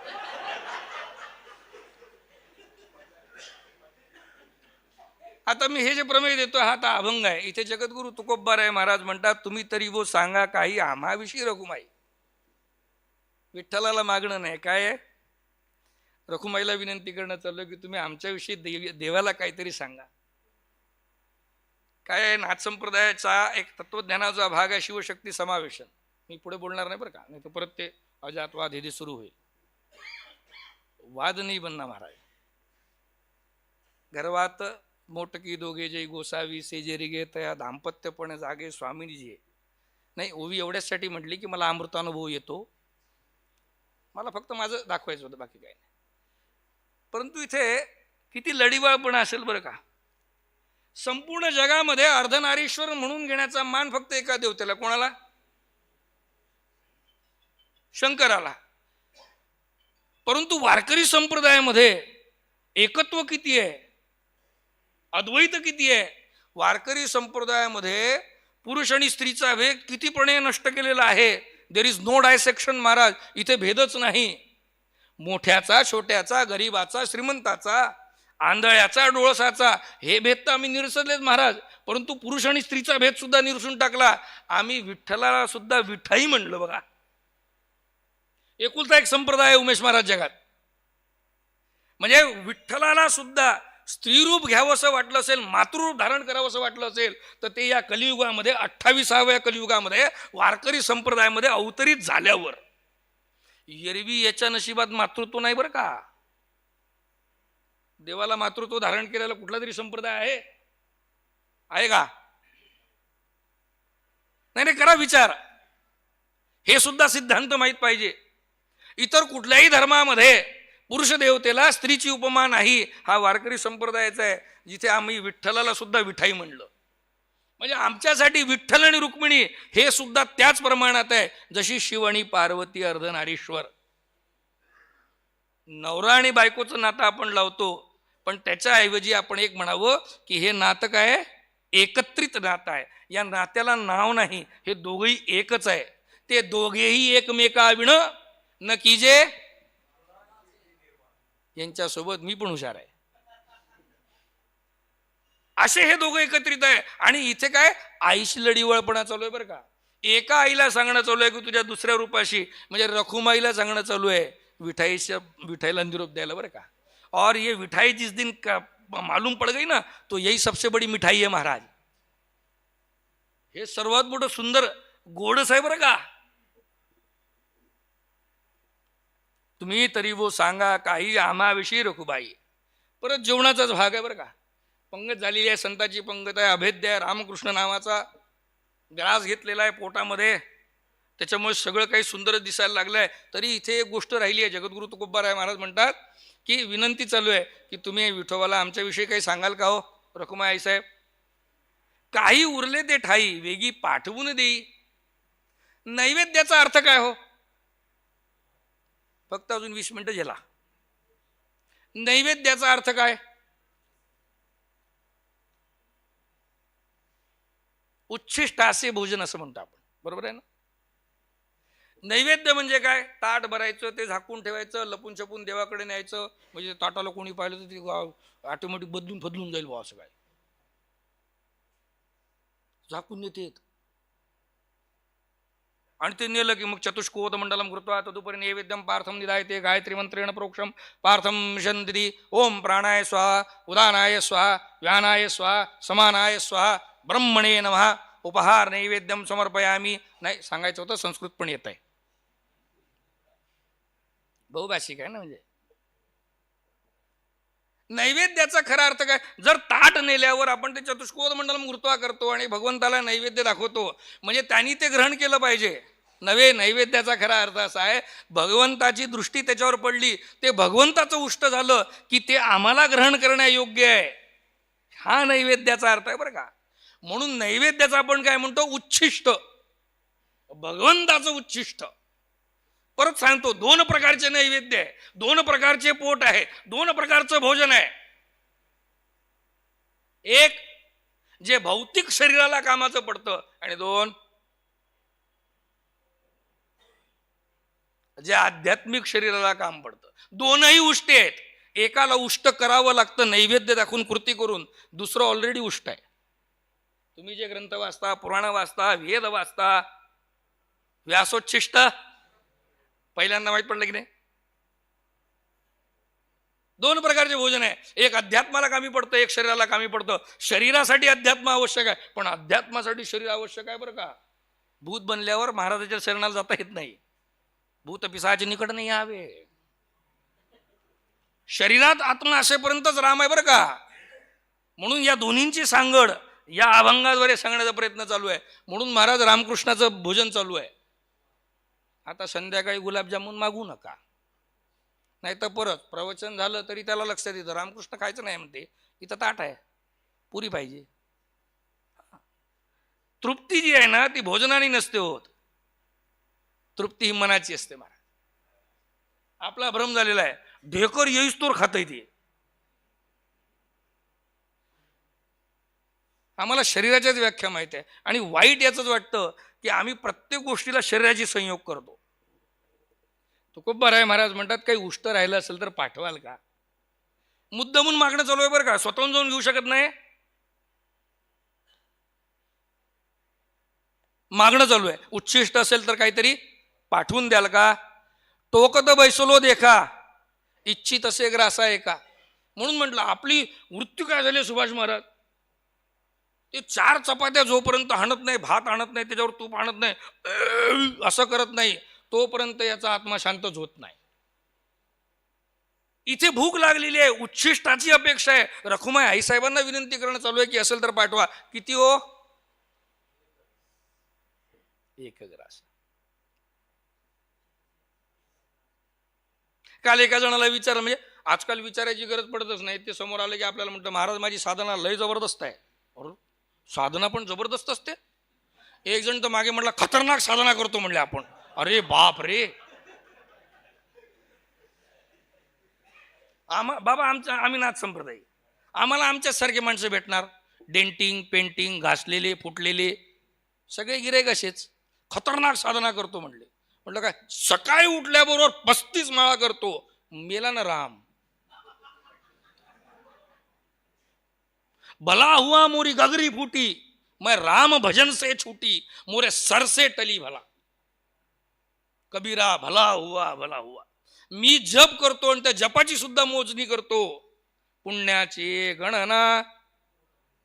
किती सुंदर प्रमाण आहे महाराज. पुढं पाठ माग सपाट, 5:30 वाजता हरिपाठ. बघा साऊंड इफेक्ट. एकाच ग्रासाची अपेक्षा आहे. काय म्हणले, टोकतो बैसलो देखा, आणि वाट पाहून बसलेलं आहे बरं का. साधकाचं साधनेमध्ये खूप बोलतात बरोबर का लोक, ध्यान लगना चाहिए. आणि मग याला विचार, मी ध्यान करतो म्हणले, याच्याकडे पाहून बिलकुल वाटत नाही. कुठल्याही अँगलनं फोटो काढा, ध्यान करतो म्हणले. ध्यान आंखें बंद करने के लिए ध्यान नहीं है महाराज. आंखें तो पहले से ही बंद है. आंखें खोलने के लिए ध्यान हो तो बात बने.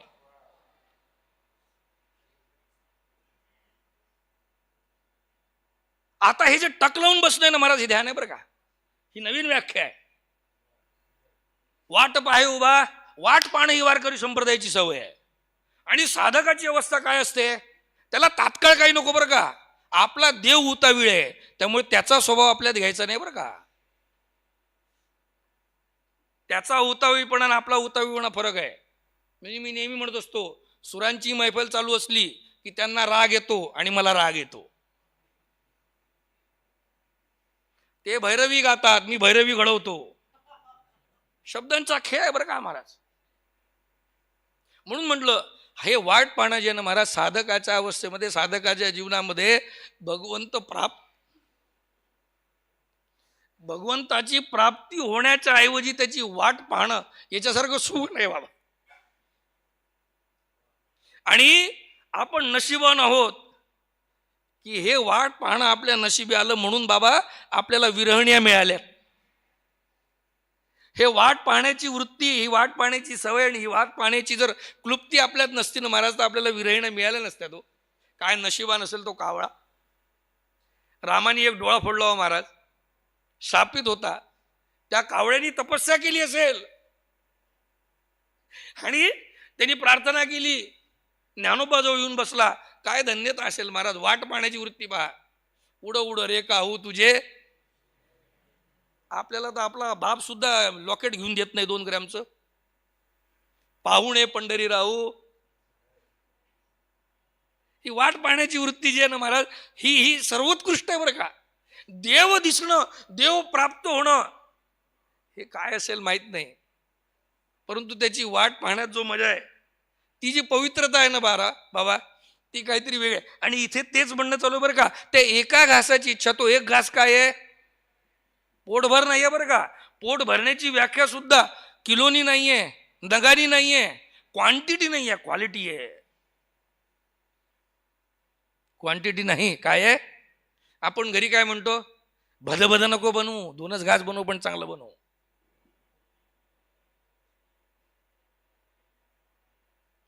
आपण गुणवत्तेकडे जावं, साधनेच्या गुणवत्तेकडे जावं. नंबरो के बीचे मत पडना. नम्रांच्या नादी लागू नका, कारण की या जगाचा निर्माता जो आहे तो तुमच्या माझ्यापेक्षा नम्री आहे. हा चतुर आहे. इतकं साधं सोपं नाही. नाहीतर प्रत्येकाने आत्मसाक्षात्काराची दुकान उघडले असते. एकदा एक ब्राह्मण होते आणि त्यांनी तिकीट छापलेत महाराज. 20,000 रुपये, 40,000 रुपये, 60,000 रुपये आणि 1,00,000 रुपये. आणि त्याच्यावर लिहिलं स्वर्गाची पास, बिनधास्त जा. आणि सगळीकडे बॅनर फॅनर लावले, भोंगे भोंगे चालवले, स्वर्गात प्रवेश, स्वर्गात प्रवेश. म्हणले महाराजांना आत्मसाक्षात्कार झालेला आहे. महाराजांची पास जर तुम्ही खरेदी केली आणि मेल्यानंतर ती दाखवली, पाप करा पुण्य करा काही करा, तुम्हाला स्वर्गात बिंदास प्रवेश आहे, तुम्ही काही करा म्हणले. आणि लोक बिंदास झालेत ना महाराज. सगळ्यांना ऐकतं पाहिजे, वाट पाहायची वेळ नाही ना आपल्याला. खरं आहे का. आपल्याला सगळं क्विक पाहिजे महाराज. खरं आहे ना. नाही नाही उदाहरण देतो ना, आपल्याला उदाहरणाची काही कमी नाही. एखाद्या स्त्रीने कुकर लावला आणि ती चुकून नवऱ्याला म्हणली शिट्ट्या किती झाल्या त्याच्यावर लक्ष ठेवा, त्याला तेच कठीण जात आहे. ते स्वतःलाच विचारतंय याच्या शिट्टी पाहिजे माझी शिट्टी कशाला वाजते म्हणले. त्याला शेवटपर्यंत हेच कन्फ्युजन असतं, दुसरी झाली का तिसरी झाली. खरं आहे का? कारण की त्या स्त्रीसाठी अगदी सामान्य असलेली दैनंदिनी गोष्ट याच्यासाठी क्विक नाही आहे ना महाराज. आज आम्हाला एखाद्याला पहिले काय नाही नाही उदाहरण एक नंबर आहे महाराज, मी उदाहरणात जगतो. ग्रंथों की जरूरत तभी तक है, नकाशाची गरज तोपर्यंतच आहे जोपर्यंत त्या गावाला तुम्ही पहिल्यांदा भेट देताय. नंतर नकाशाची गरज नाही पडणार.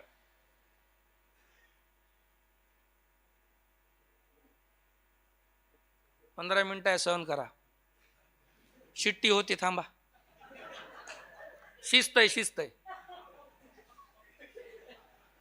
आम्हाला आज जर समजा मला डॉक्टर महाराजांना फोन लावायचा आहे, डॉक्टर महाराजांचा फोन लागत नाही, मी 2 मिनिटांसाठी विचलित होतो. आम्ही हे विसरतो की हा मोबाईल नसताना आम्ही निरोप द्यायसाठी नाही प्रत्यक्ष भेटीला जायचो. आमचा उतावीळपणा वाढत चाललेला आहे महाराज. आम्हाला वाट पाहायची सवयच लागत नाहीये. आज आम्हाला डॉक्टर महाराजांनी सांगितलं की ज्ञानेश्वरीची 108 प्रवचन करा. सॉरी, प्रवचन नाही, वृत्ती. लगेच मास्तर बनायचं आहे ना. हा, डॉक्टर महाराजांनी सांगितलं की 108 पारायण करा, त्याच्यानंतर मला भेटायला या. आपल्याला घाई सुटते की 108 कधी कधी होतात. बाबर का, मी तुमच्या मनातलं बोलतोय, आपला संवाद चालू आहे. हे हृदयीचे ते हृदयी सांभाळून, माझ्याकडून सगळं घेऊ नका, माझा स्वभाव गरम आहे, तुम्हाला ते जमणार नाही. मुका ढाकळ आहे महाराज, काय प्रश्न. आम्हाला घाई खूप झालेली आहे. आम्हाला असं वाटतं की देव सुद्धा भेटायचा ना, तो पटकन भेटला पाहिजे हो. पण मला एका प्रश्नाचं उत्तर द्या, किती लोक इथे स्वतःहून स्वयंपाक बनवतात? नाही, हात उचलला तर चालतो, प्रवचन आहे, संवाद आहे. फक्त माझ्यावर नका उचलू, असा उचला. होऊ शकतं ना, काही सांगता येत नाही. ज्ञानोबराय महाराज उत्तम भक्ताचं वर्णन करताना म्हणतात की त्याचे हात सुद्धा उठतात तर ते दंडवत करण्यासाठी उठतात बरं का. असं म्हणतात रामाच्या राज्यामध्ये दंड कुठला होता माहिती आहे का महाराज? म्हणजे ते दंड नृत्य असतं होळीच्या दिवशी, तेवढ्यासाठी दंड होता. रामाच्या राज्यात राग कुठला होता माहिती आहे का? कलाकारांच्या गळ्यातला. किती जण स्वयंपाक बनवतात? चेहऱ्याहून वाटत नाही कोणाच्या. नाही, मला सगळा स्वयंपाक येतो बरं का. माझ्या ती उतावीळपणा आहे ना, तुम्ही उत्तर दिल्याशिवाय मी पुढे जाणार नाही ना. मला सगळा स्वयंपाक येतो बरं का. मला एक सांगा, अंबानीच्या घरात बटाटे उकडायला ठेवलेत. कल्पना करायची आपण, आपल्याला काय जात आहे की आपल्याला विचारताय की बिचारा. मला एक जण म्हणले महाराज मी कोणाला भीत नाही. म्हटलं का? आपल्याला कुणी भीत नाही म्हणले. आत्मसाक्षात्कारी आहे ना महाराज, किती बिनधास्त आहे. छोट्या छोट्या गोष्टींमध्ये अध्यात्म असतं बरं का. कर्माची व्याख्या सांगतो तुम्हाला. कर्माची व्याख्या काय सांगितली गेली माहित नाही, फार नोंद करून घ्या. आपण सगळे गुरुबंधू आहोत. कर्माकडे लक्ष नाही द्यायचं, कर्त्याला बदलवायचं बरं का. Do not concentrate on the actions, just try to nourish the actor.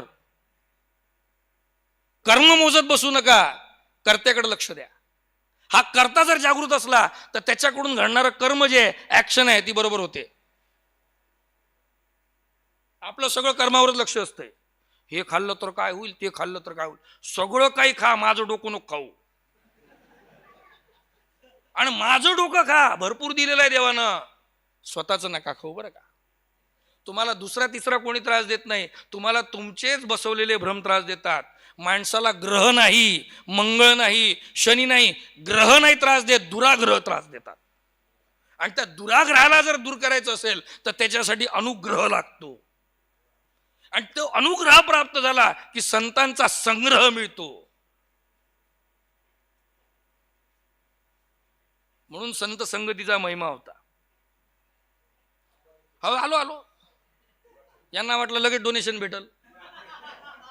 अंबानीच्या घरात जर समजा साध्या गॅसवर बटाटे उकडायला ठेवले आणि माझ्या माऊलींच्या स्वयंपाकगृहात बटाटे उकडायला ठेवले, तर बटाटा काय विचार करल, अंबानीच्या घरात लवकर शिजलो पाहिजे. माऊलीचे काय तसं चालू जाते, शेवटी हे बटाटेच आहे, डोक्यात भरलेलेच आहेत. असं होतं का? नाही ना, होतं का असं? नाही नाही, मी कुठेही तुमच्याशी विषय सोडून बोलत नाही, फक्त पद्धती वेगवेगळ्या आहेत. हो, बटाट्याला जेवढा वेळ शिजायला घ्यायचं तेवढ्याच वेळेस ते घेईल. तो श्रीमंत आहे की गरीब आहे याचा वाट पाहणार कर्म आहे ना महाराज. प्रत्येकाची वेळ, सुंदर उदाहरण आहे ना, वेळ ठरलेली आहे. तुम्हाला वाटतं, म्हणून मी म्हटलं ते जे आपण म्हणतो ना 16 वर्षात ज्ञानेश्वरी लिहिली आहे, अहो एका जन्माचं नाहीये ना. आणि फार मोठा प्रमेय अजून सांगतो, कीर्तनात वापरत जा. हा, मी कीर्तन करत नाही ना, त्यामुळे मी तुम्हाला काहीतरी देऊ इच्छितो ना. मला जे जमत नाही ते तुमच्याकडे लोकांपर्यंत पोहोचलं पाहिजे ना. किती सोपं आहे. याला अभेद्य म्हणतात ना, याला अद्वैत म्हणतात ना महाराज. अहो ज्ञानोबांनी तुकोबांनी जो कॉपीराईट करून ठेवलं असतं, तुम्हाला आम्हाला मिळालं असतं काय? ज्ञानेश्वरी विकत घेतली, मूर्ख आहे का? विकत घेता येते? घेता येते ना महाराज. रामकृष्ण नावाचं मूल द्यावं लागतं. ज्ञानेश्वरी विकत घेणं सोपं आहे. हो, ज्ञानेश्वरीला विकायला जाणं, ज्ञानेश्वरीला विकणं फार कठीण आहे महाराज. नाही कळलं? हो म्हणावं लागतंय. 10 मिनिटं राहिलेले, लगेच दुसरा अभंग. काय या बाबतीत सगळे हुशार असतात.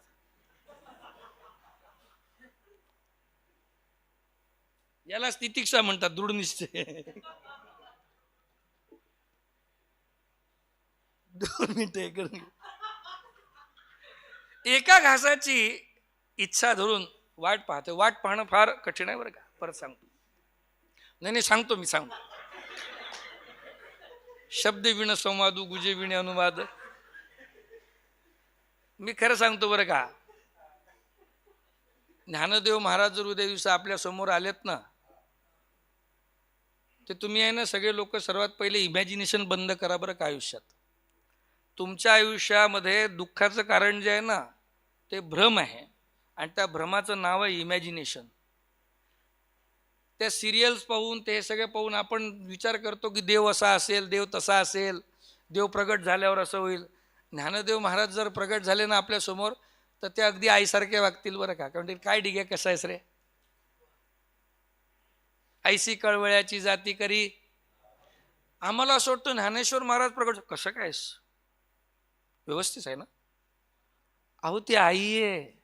तुम्हाला काय वाटतं, म्हणजे आता तो भक्त प्रल्हादाचा एक चित्रपट आला नृसिंह, त्याच्यात ते समुद्राच्या काठावर त्यांना फेकून देतात आणि तेव्हा तो मूर्छित असतो. खूप सुंदर प्रसंग आहे. हो, ते विष्णू असं त्याला उचलतात आणि अगदी सहजपणे बोलायला लागतात बरं का. लक्षात ठेवा, जिसमें अकड़ है वो इंसान है और जिसमें पकड़ है वो भगवान है. हिंदी समजायला कठीण जाते, पण प्रत्येक ग्रंथ अभ्यासा बरं का. एखादा ग्रंथ वाचून ज्ञानेश्वर महाराज बरोबर आहे हे जाणून घेण्याच्या ऐवजी एखादा ग्रंथ किती बरोबर आहे हे ज्ञानेश्वरीहून तपासा. एखाद्या साधूचं प्रमाण किती सत्य असू शकतं हे गाथेवरून तपासा बरं का. उलट करण्याची सवय. एका ग्रासासाठी वाट पाहत बसलेलो आहे आणि इथे 7:30 वाजण्यासाठी वाट पाहणं चालू आहे. प्रेम देहुनी बहुडा झाला तुका म्हणे विठ्ठल बोला. काय असतं की तुम्हाला ना आम्हाला याचना करावे लागते, याचक बनावं लागतं. इथे मागणी हा शब्द आलेला आहे. खरं तर शब्द फार जपून वापरावेत बरं का. हा, शब्दांमध्ये फार छल आहे महाराज. अस्त्र आणि शस्त्र काय फरक आहे? निमंत्रण आमंत्रण काय फरक आहे? लाईट बंद पडला चालू करा. व्यत्यय नावाची गोष्ट माझ्या आयुष्यात नाही कुठलीच. हा, ते दूरदर्शनवर होती, कू असा आवाज यायचा. एकदा का दर्शन दिसलं की व्यत्यय बंद होऊन जातो. प्रदर्शन मिट गया महाराज की दर्शन शुरू हो जाता है. बड़ी बात है. मागणी करावी तर त्याच्यासाठी परत तपस्या पाहिजे. आशीर्वाद कोणाला पटकन देऊ नये असं म्हणतात बाबा. एखाद्याला आपण आजकाल काय झालंय, पाया पडलं की आपण सौभाग्यवती भाऊ, याचं स्वतःचं लग्न नाही झालंय. आणि काही काही लोक तर त्याच्यापेक्षा कोटीच्या कोटी उड्डाणे झेपावे उत्तरेकडे, अष्टपुत्रा सौभाग्य. तुझं काय आहे? अधिकार पाहुणी केला नाही, हे समर्थ. अय बोल नको, थांब.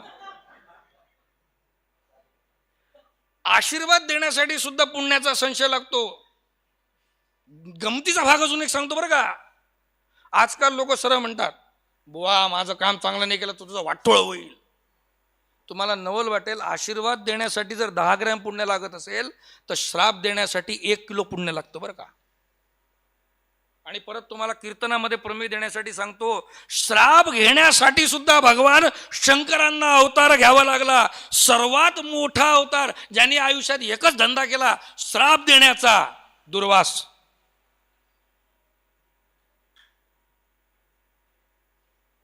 माहित होतं काय?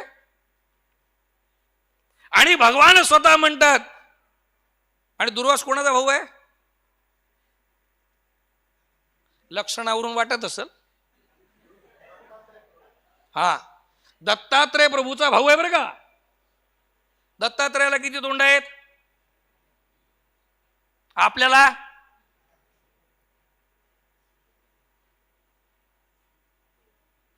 नाही हो. कीर्तनात जास्त जागरण झाल्यावर 1 तोंड, कमी भेटलं की 1 तोंड, गाडी बंद पडली की 1 तोंड. बहुश्रुत मत बनो, स्वश्रुत बनो. तुम्हें आईने में देखने की जरूरत ना पड़े. बरोबर आहे का? समजायला कठीण आहे थोडं थोडं. आमचंही सेक्टर आहे ना महाराज. इथे विनवणी चालू आहे रुक्मिणी आई साहेबांची, आणि ती मागणी करता बरोबर अधिकार आहे ना महाराज. त्याला पुण्याची जोड आहे ना. इथे त्याला एकच तोंड आहे ना. त्यांनी दुसरी वृत्तीच नाही ठेवली ना. बहुवृत्ती असली की पंचायत जाते बरं का महाराज. म्हणून म्हटलं दत्तात्रयांना 3 मुख आहेत. पहिला प्रत्यक्ष विष्णू, दुसरा चालू द्या, आपल्याला जेवढं माहिती आहे तेवढं चालू द्या. हा, पाट्याच टाकायचे आहेत. ब्रह्मा विष्णू महेश असा तिघांचा संगम जरी असला तरी इथे ब्रह्मा म्हणजे चंद्र आहे, तो चंद्रलोकी गेला. आणि जो शंकर आहे तो शंकर दुर्वासा म्हणून महाभारताच्यासाठी गेला बरं का.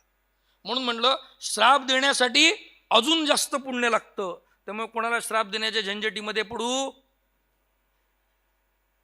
परंतु ही पुण्याही जर व्यवस्थित असेल तर अधिकार असतो. म्हणून मी तुम्हाला सांगितलं, एखाद्या संताकडे जर तुम्ही गेले ना तर तुम्हाला आपसूक आतून शांतता वाटायला लागते बरं का.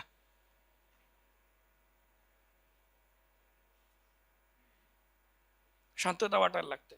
आणि म्हणून मी तुम्हाला सांगतो की आम्ही ज्यांच्याकडे शिकलो बाबा, सिद्धानंद सरस्वती स्वामी महाराज, ते आम्हाला एक नेहमी म्हणायचे बरं का, की तुम्हाला तुमची साधना जर पाहिजे असेल, नाम जप पाहायचा असेल, गाईजवळ जा, बकऱ्याजवळ जा, मेंढीजवळ जा, आणि सर्वात शेवटी सांडाजवळ जा. मग आम्हाला वाटायचं असं का बरं म्हणतात? महाराज, आपली वृत्ती शांत झालेली आहे की नाही हे पाहण्यासाठी आपण गाईजवळ जावं. तुम्ही वरवर काही जरी असलं ना तरी तुम्ही आतून काय हे गाईला माहीत पडतं. तुम्ही वरवर जरी निरोगी असले तरी तुमच्या शरीरात कुठला रोग आहे का हे शेळीला माहीत पडतं बरं का महाराज. आणि सर्वात महत्वाचं, तुम्ही वरतून जरी भुजंग असले, त्यागी असले, जगाचं दुःखरूपी विष पिलेलं असले, स्वतःला शंकर समजत असले, त्यागी महात्मा समजत असले, तरी तुमच्यातला खरा शिव तपासायची शेवटली ताकद सांडामध्ये वळूमध्ये आहे बरं का महाराज. याला परीक्षण म्हणतात. असा एक प्रसंग आहे की जगद्गुरू एका ठिकाणी चालले होते आणि त्यांच्या हालचालीमुळे चिमण्या उडायला लागल्यात. बरोबर आहे, मला पूर्ण प्रमाण माहीत नाही. त्यांना वाईट वाटलं की मी अजूनही माझ्यात विकार आलेला आहे. केवढ्या उंचीवर असतील हो हे सगळे. आपल्याला तो कुत्र दिसतो तर 3 मीटर म्हणतो ए बाजूला हो, जसं काही सख्खा भाऊ आहे, ऐकणारच आहे गॅरंटीनी. नाही पहा ना, ही पराकाष्ठा आहे बरं का, रामकृष्ण नामाची पराकाष्ठा आहे महाराज. साधनेला नाव नसतं आणि साधनेला जर नाव असेल तर ते फक्त नाम आहे बरं का. शेवटले 2 मिनिटं राहिलेले आहेत. एवढी वाट पाहिल्यानंतर काय झालंय,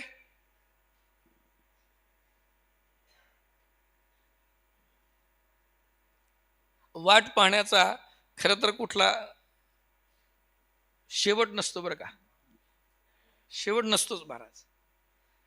आणि याच्यासाठी केला होता अट्टहास, शेवटचा दिस. शेवट काय झालाय, शेवट काय झालाय, होतोय 10 मिनिटं थांबा, पण हे तर सांगा पहिले.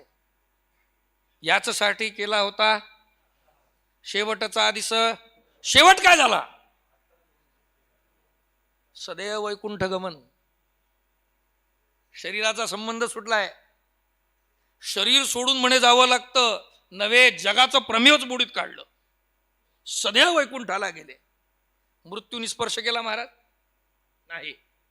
आणि कारण काय, नाम संकीर्तन साधन पैसोपे, जळतील पापे जन्मांतरीची. बरं हे संत म्हणतात तर किती स्टॅम्प असेल हो, न लगे सायास जावे वनांतरा. आला ना, पहिलं तरी आले हरी शंख चक्र शोभे करी, गरुड येतो फडत्कारे नाभी नाभी म्हणे तरे. किती सुंदर आहे. आणि ही वाट पाहिली आहे. वाट कशी पाहिली महाराज,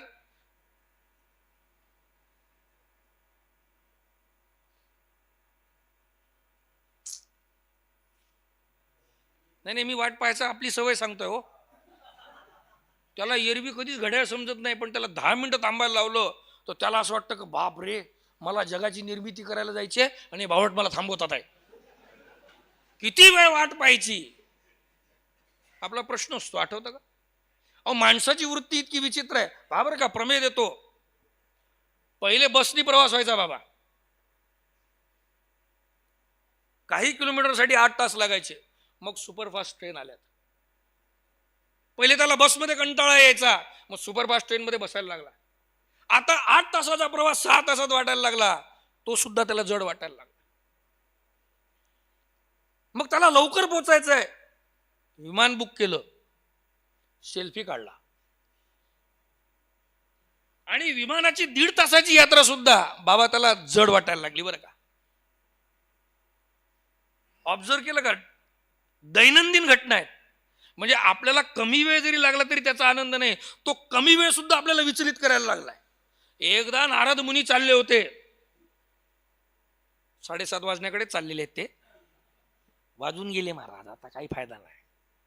आणि नारद मुनींना पहिले एक साधू भेटला. नारद मुनी आलेला आहे, प्रणाम केला. नाही, शेवटला प्रमाण आहे, 2च अभंग घेतले गेले, क्षमा करा. खरं तर इतक्या लवकर अभंग संपवतात आहे हे मागच्याने होऊ शकत नाही. अभंग संपत नाही महाराज, म्हणून त्यांना अभंग म्हणतात.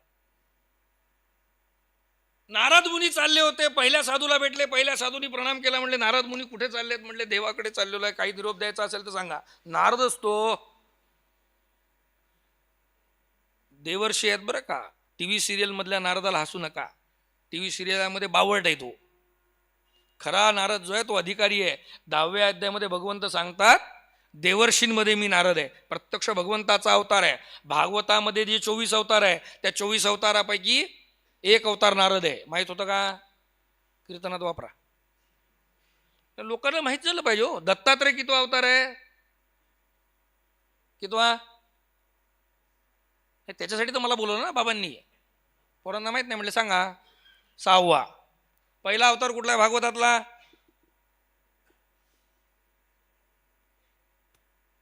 मी सांगतो. सनत कुमार सनातन सनंदन.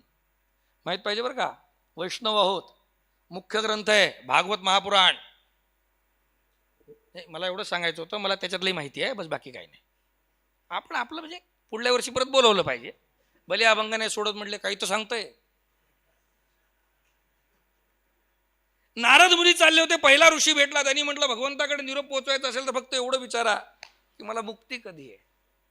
अभंग सोडवत आहे बरं का, अभंगाच्या प्रमेयाच्या पलीकडे नाही, वाट पाहण्याची गोष्ट चालू आहे. नारद मुनी म्हणले तुमचा निरोप नक्की पोहोचवणार, तुमच्यासाठी निरोप वापस पण आणणार.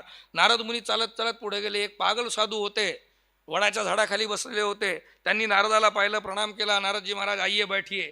कहाँ जा रहे? बोले भगवान के पास जा रहे, देवाच्याकडे चाललेलो आहे. म्हणले काही निरोप द्यायचा? काय निरोप द्यायचा हो? म्हणले ज्याच्याकडे तुम्ही निरोप देऊन चालले तो निरंतर माझ्या हृदयामध्ये मुखामध्ये आहे, कशाला निरोप द्यायचा? आमचं टेलिकम्युनिकेशन आहे म्हणले. नारद म्हणले नारदच ना ते, तेव्हापासून पेट्रोल आहे महाराज.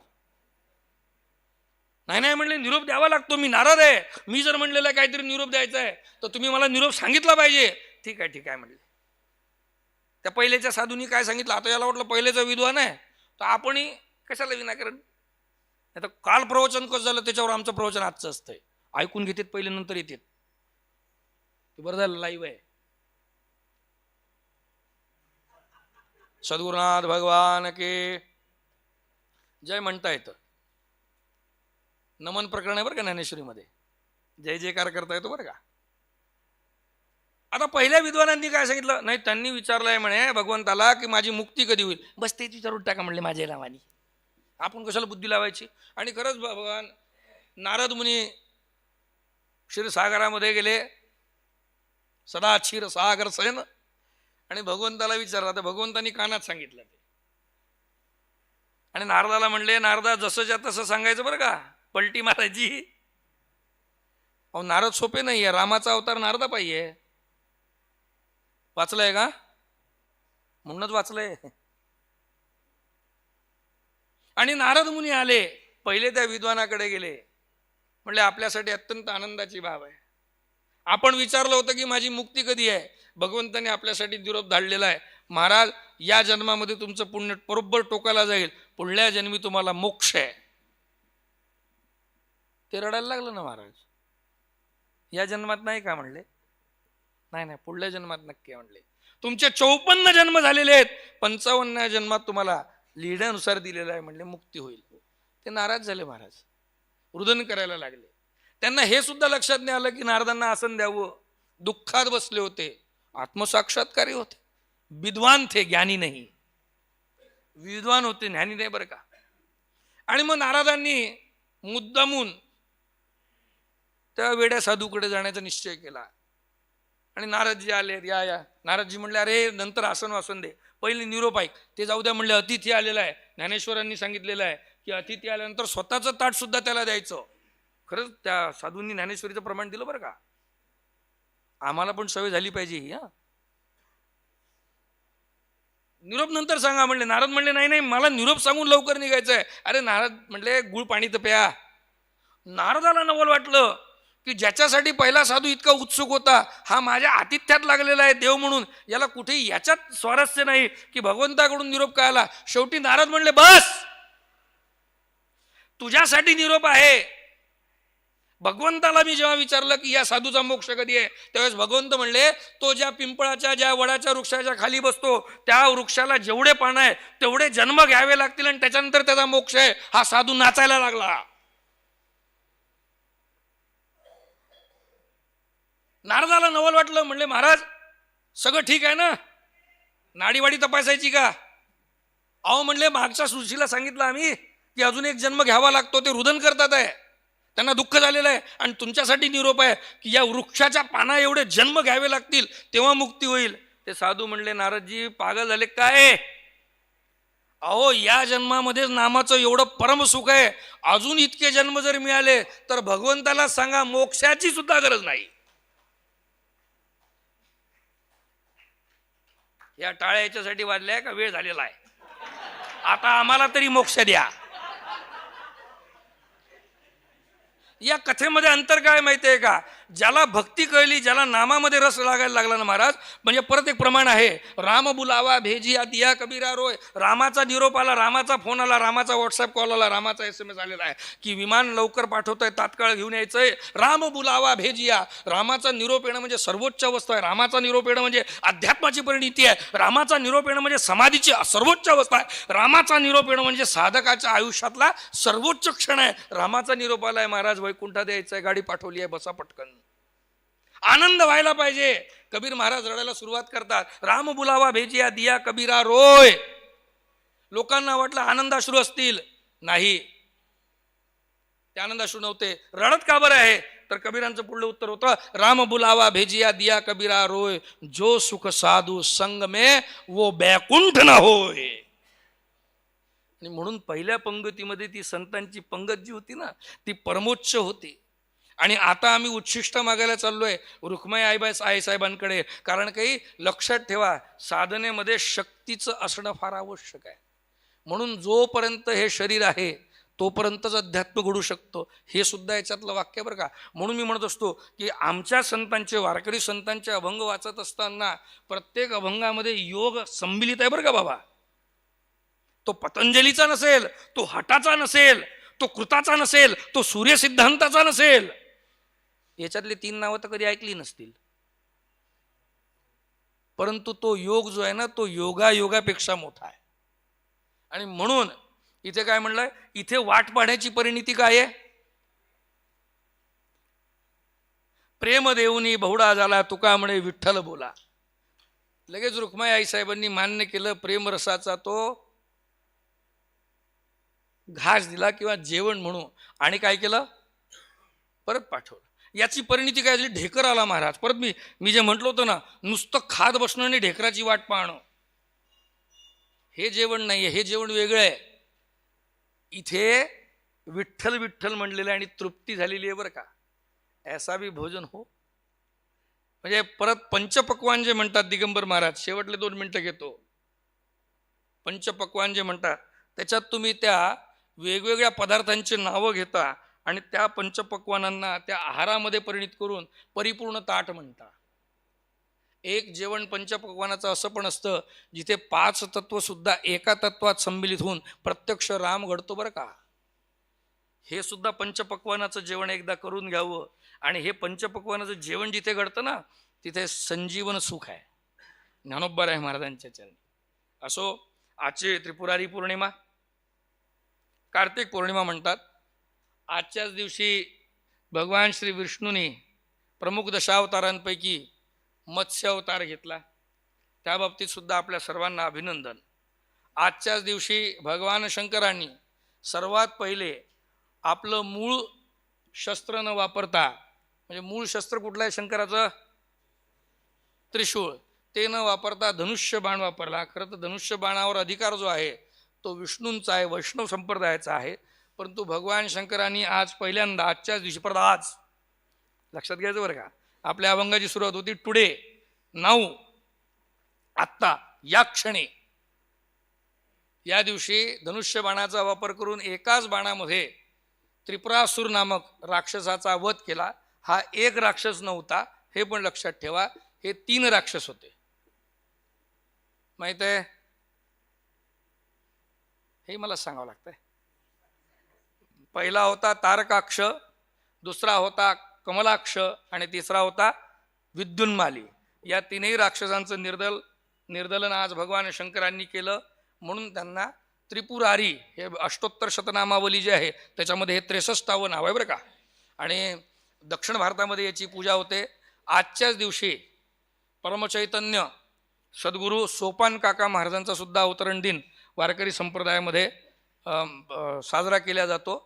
आणि मगाशी सांगितल्याप्रमाणे आजच्याच दिवशी जालंधर नामाच्या शिवहंस राक्षसाची पत्नी वृंदा, जिला श्राप झाला होता, जिचं सतीत्व भंग झालं होतं, तिने आजच्याच दिवशी तुलसी अवतार घेतला. आजच्याच दिवशी याच तिथीला तुलसी माता या धर्तीवर प्रगट झाली. त्यामुळे या दिनाच्या आपल्याला अनंतोत्तम सर्वांना शुभेच्छा. आजची सेवा आपल्या सर्वांच्या चरणावर, गुरुबंधूंच्या चरणावर समर्पित करतो. परमवंदनीय बाबांना प्रणाम करतो. काही चूकभूल झाली असेल तर माफ करावी, परंतु हे असंच आहे बरं का. हे असंच असं आपण स्वीकार करावं. आपण सर्वजण मोठे आहात. हे नट आणि खट जरी असेल तरी आपण सर्वांनी स्वीकार करून घ्यावा. यात बदल नाही बरं का देवा. आपण सर्वांनी स्वीकार करावा मोठ्या अंतःकरणाने. आपण सगळे मायबाप आहे. कदाचित आपल्यापैकी कुठल्या तरी एका रूपाने प्रत्यक्ष ज्ञानोबा तुकोबा लेकराचं कौतुक करायला आले असेल. त्यामुळे आपल्या सर्व श्रोत्यांना वंदन. रामकृष्ण हरी. ज्ञानेश्वर भगवान विष्णू. आता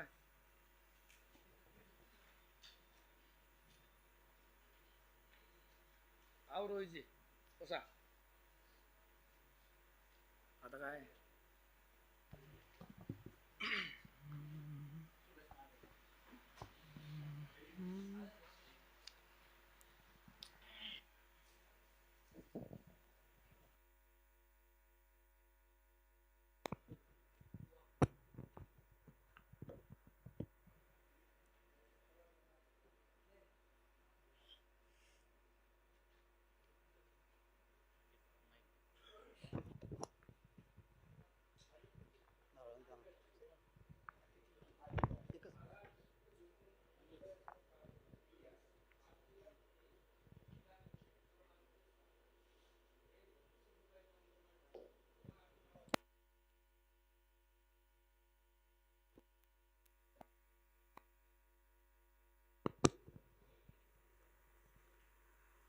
श्री संत ज्ञानेश्वर महाराजांच्या संस्थांच्या वतीने संपन्न होत असलेला जगद्गुरू तुकोबारायांच्या गाथेचा अष्टादशाह आणि या अष्टादशामध्ये आज ज्ञानेश्वर महाराज संस्थांचे विश्वस्त श्री निरंजनजी योगीजी यांच्या ज्ञानसत्राच्या माध्यमातून आज हे सत्र पूर्ण होत आहे. मागच्या विश्वस्त मंडळींच्यामध्ये श्री विकासजी ढगे, ॲडव्होकेट श्री विकासजी ढगे हे होते. ते सकाळी या ठिकाणी येऊन गेलेत आणि त्यांच्या घरामध्ये सगळेचे सगळे ॲडव्होकेट आहेत. आता त्यांचे मामा ॲडव्होकेट सतीशजी गोरडे ह्या ठिकाणी आलेले आहेत. त्यांचा परिचय म्हणजे लहानपणापासून सामाजिक कार्याची आवड आणि पुणे ह्या नगरीमध्ये विविध सामाजिक शैक्षणिक कामामध्ये ते संलग्न असतात. आज ह्या ठिकाणी अष्टादशासाठी ते आलेले आहेत. त्यांचा सत्कार ज्ञानेश्वर महाराज संस्थांचे विश्वस्त श्री योगीजी यांचे हस्ते व्हावा याकरता या ठिकाणी गोरडे सरांना माऊलींची गाथा शाल श्रीफळ देऊन त्यांचा या ठिकाणी सत्कार करण्यात येणार आहेत. मी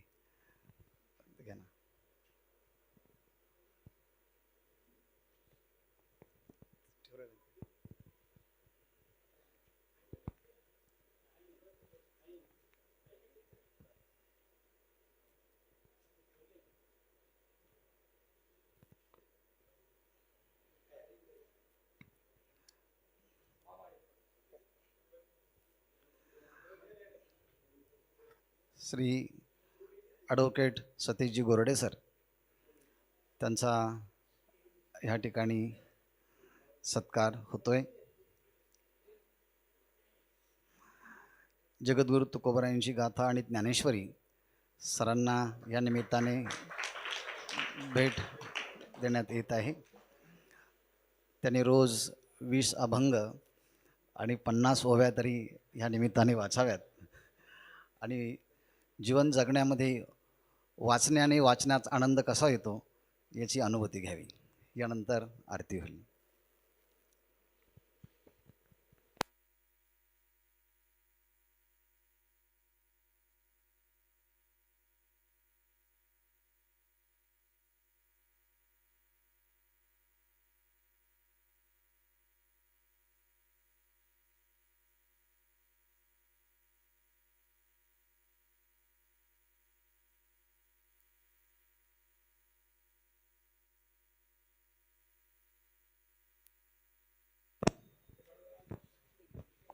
श्री विठ्ठल श्री तुकोबर.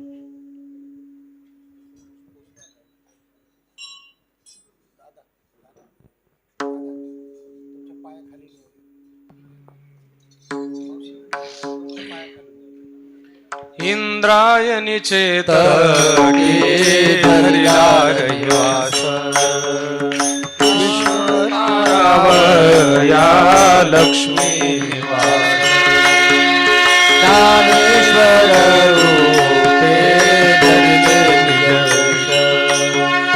धर्म जाणे तया सद्गुरुपदेश धर्म जाणे तया सद्गुरु उपदेश. जय देव जय देव जय ज्ञानदेवा जीवा शिवाचा आदि परब्रह्म ठेवा. कृष्ण एकादशी कार्तिक मासी आपण पंढरीनाथ सनकादिकासी यात्रेसी येताती स्वानंद रासी दर्शन घडे तया निज मुक्ती देसी दर्शन घडे तया निज मुक्ती देसी. जय देव जय देव जय ज्ञानदेवा जीवा शिवाचा आदि परब्रह्म ठेवा.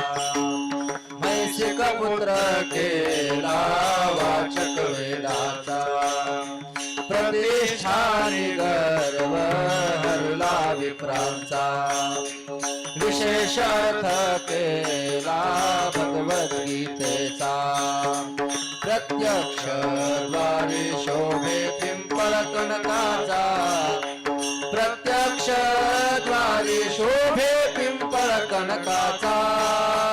जय देव जय देव जय ज्ञानदेवा जीवा शिवाचा आदि परब्रह्म ठेवा. सनक सिद्ध गणा माझे शेष ज्ञानावरी माझे ज्ञान वरिष्ठ अनुताप वृत्ती विश्वगणदाट नामयावरी लोटे प्रेमाचा लोट नामयावरी लोटे प्रेमाचा लोट लोटे प्रेमाचा लोट. जय देव जय देव जय ज्ञानदेवा जीवा शिवाचा आदि परब्रह्म ठेवा. प्रपंच रचना सर्व ही भोगून त्यागेली अंतापाचे ज्वाळे देह बुद्धी हवेली वैराग्याचे निष्ठा प्रगटून दाखविली अहंता ममता दवडून शांती वरिली. जय जयाचे सद्गुरु स्वामी तुकया दातारा तारक तो सकळांचा जीवलग सोयरा हरिभक्तीचा महिमा विशेष वाढविला विरक्ती ज्ञानाचा ठेवा उघडीला जगदोद्धाराला उपाय सुचविला निंदक दुर्जनांचा संग निर्शिला. जय जयाची सद्गुरु स्वामी तुकया दातारा तारक तो सकळांचा जीवलग सोयरा तेरा दिवस वह्या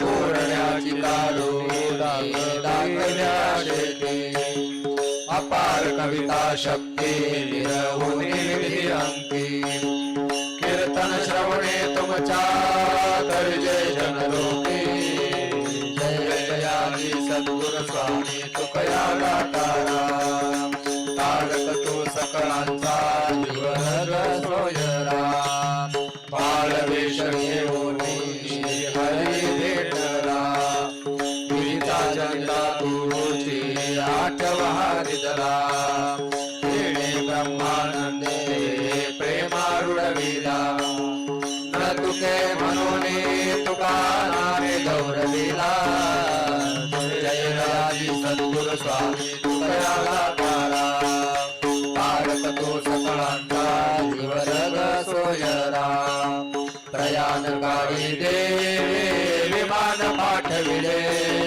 कलीच्या काळा माझे अद्भुत वर्तले मानव देह घेऊन निजधामा गेले निळा मने सकळ संता तोषविले जय जयाजी सद्गुरु स्वामी तुकया गातारा तारक तो सकळांचा जीवनग सोयरा आरती तुकारामा स्वामी सद्गुरु धामा सच्चिदानंद मूर्ती माय दाखविया आरती तुकारामा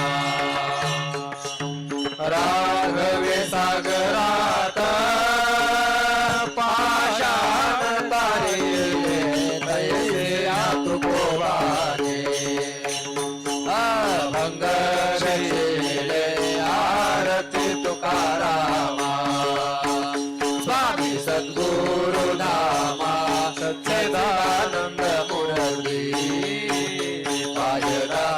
विरामा आरती तुकारामा दुःखिता दुलने से ब्रह्म तुकासे आले मनो निरामेश्वरे चरणी मस्तक ठेविले आरती तुकारामा आरती तुकारामा स्वामी सद्गुरु धामा सच्चिदानंद मूर्ती सच्चिदानंद मूर्ती माय दाखवी आम्हा आरती तुकारामा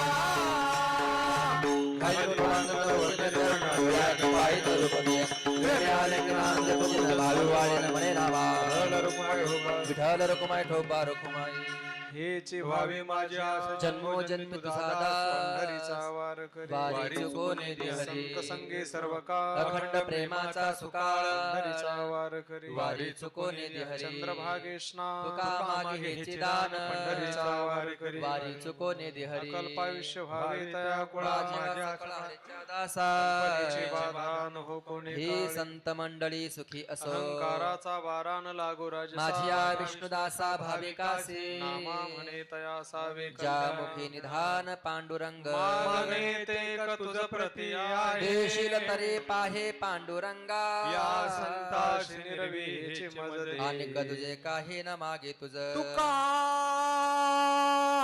म्हणे आता उदार तू होई मज ठेवी पाये संतांची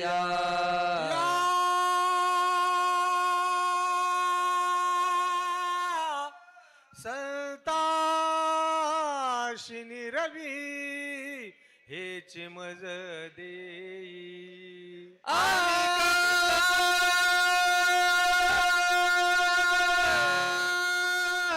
तुझे काही न मागे तुझ ज्ञानदेव तुकाराम ज्ञानदेव तुकाराम ज्ञानदेव तुकाराम तुकाराम तुकाराम तुकाराम कुंडली कवरधारी विठ्ठल श्री ज्ञानदेव पंढरीनाथ भगवान माऊली ज्ञानेश्वर महाराज जगद्गुरु तुकाराम महाराज सद्गुरु जोग महाराज महेश्वर भगवान की इंद्रायणी माता की जय पार्वती पते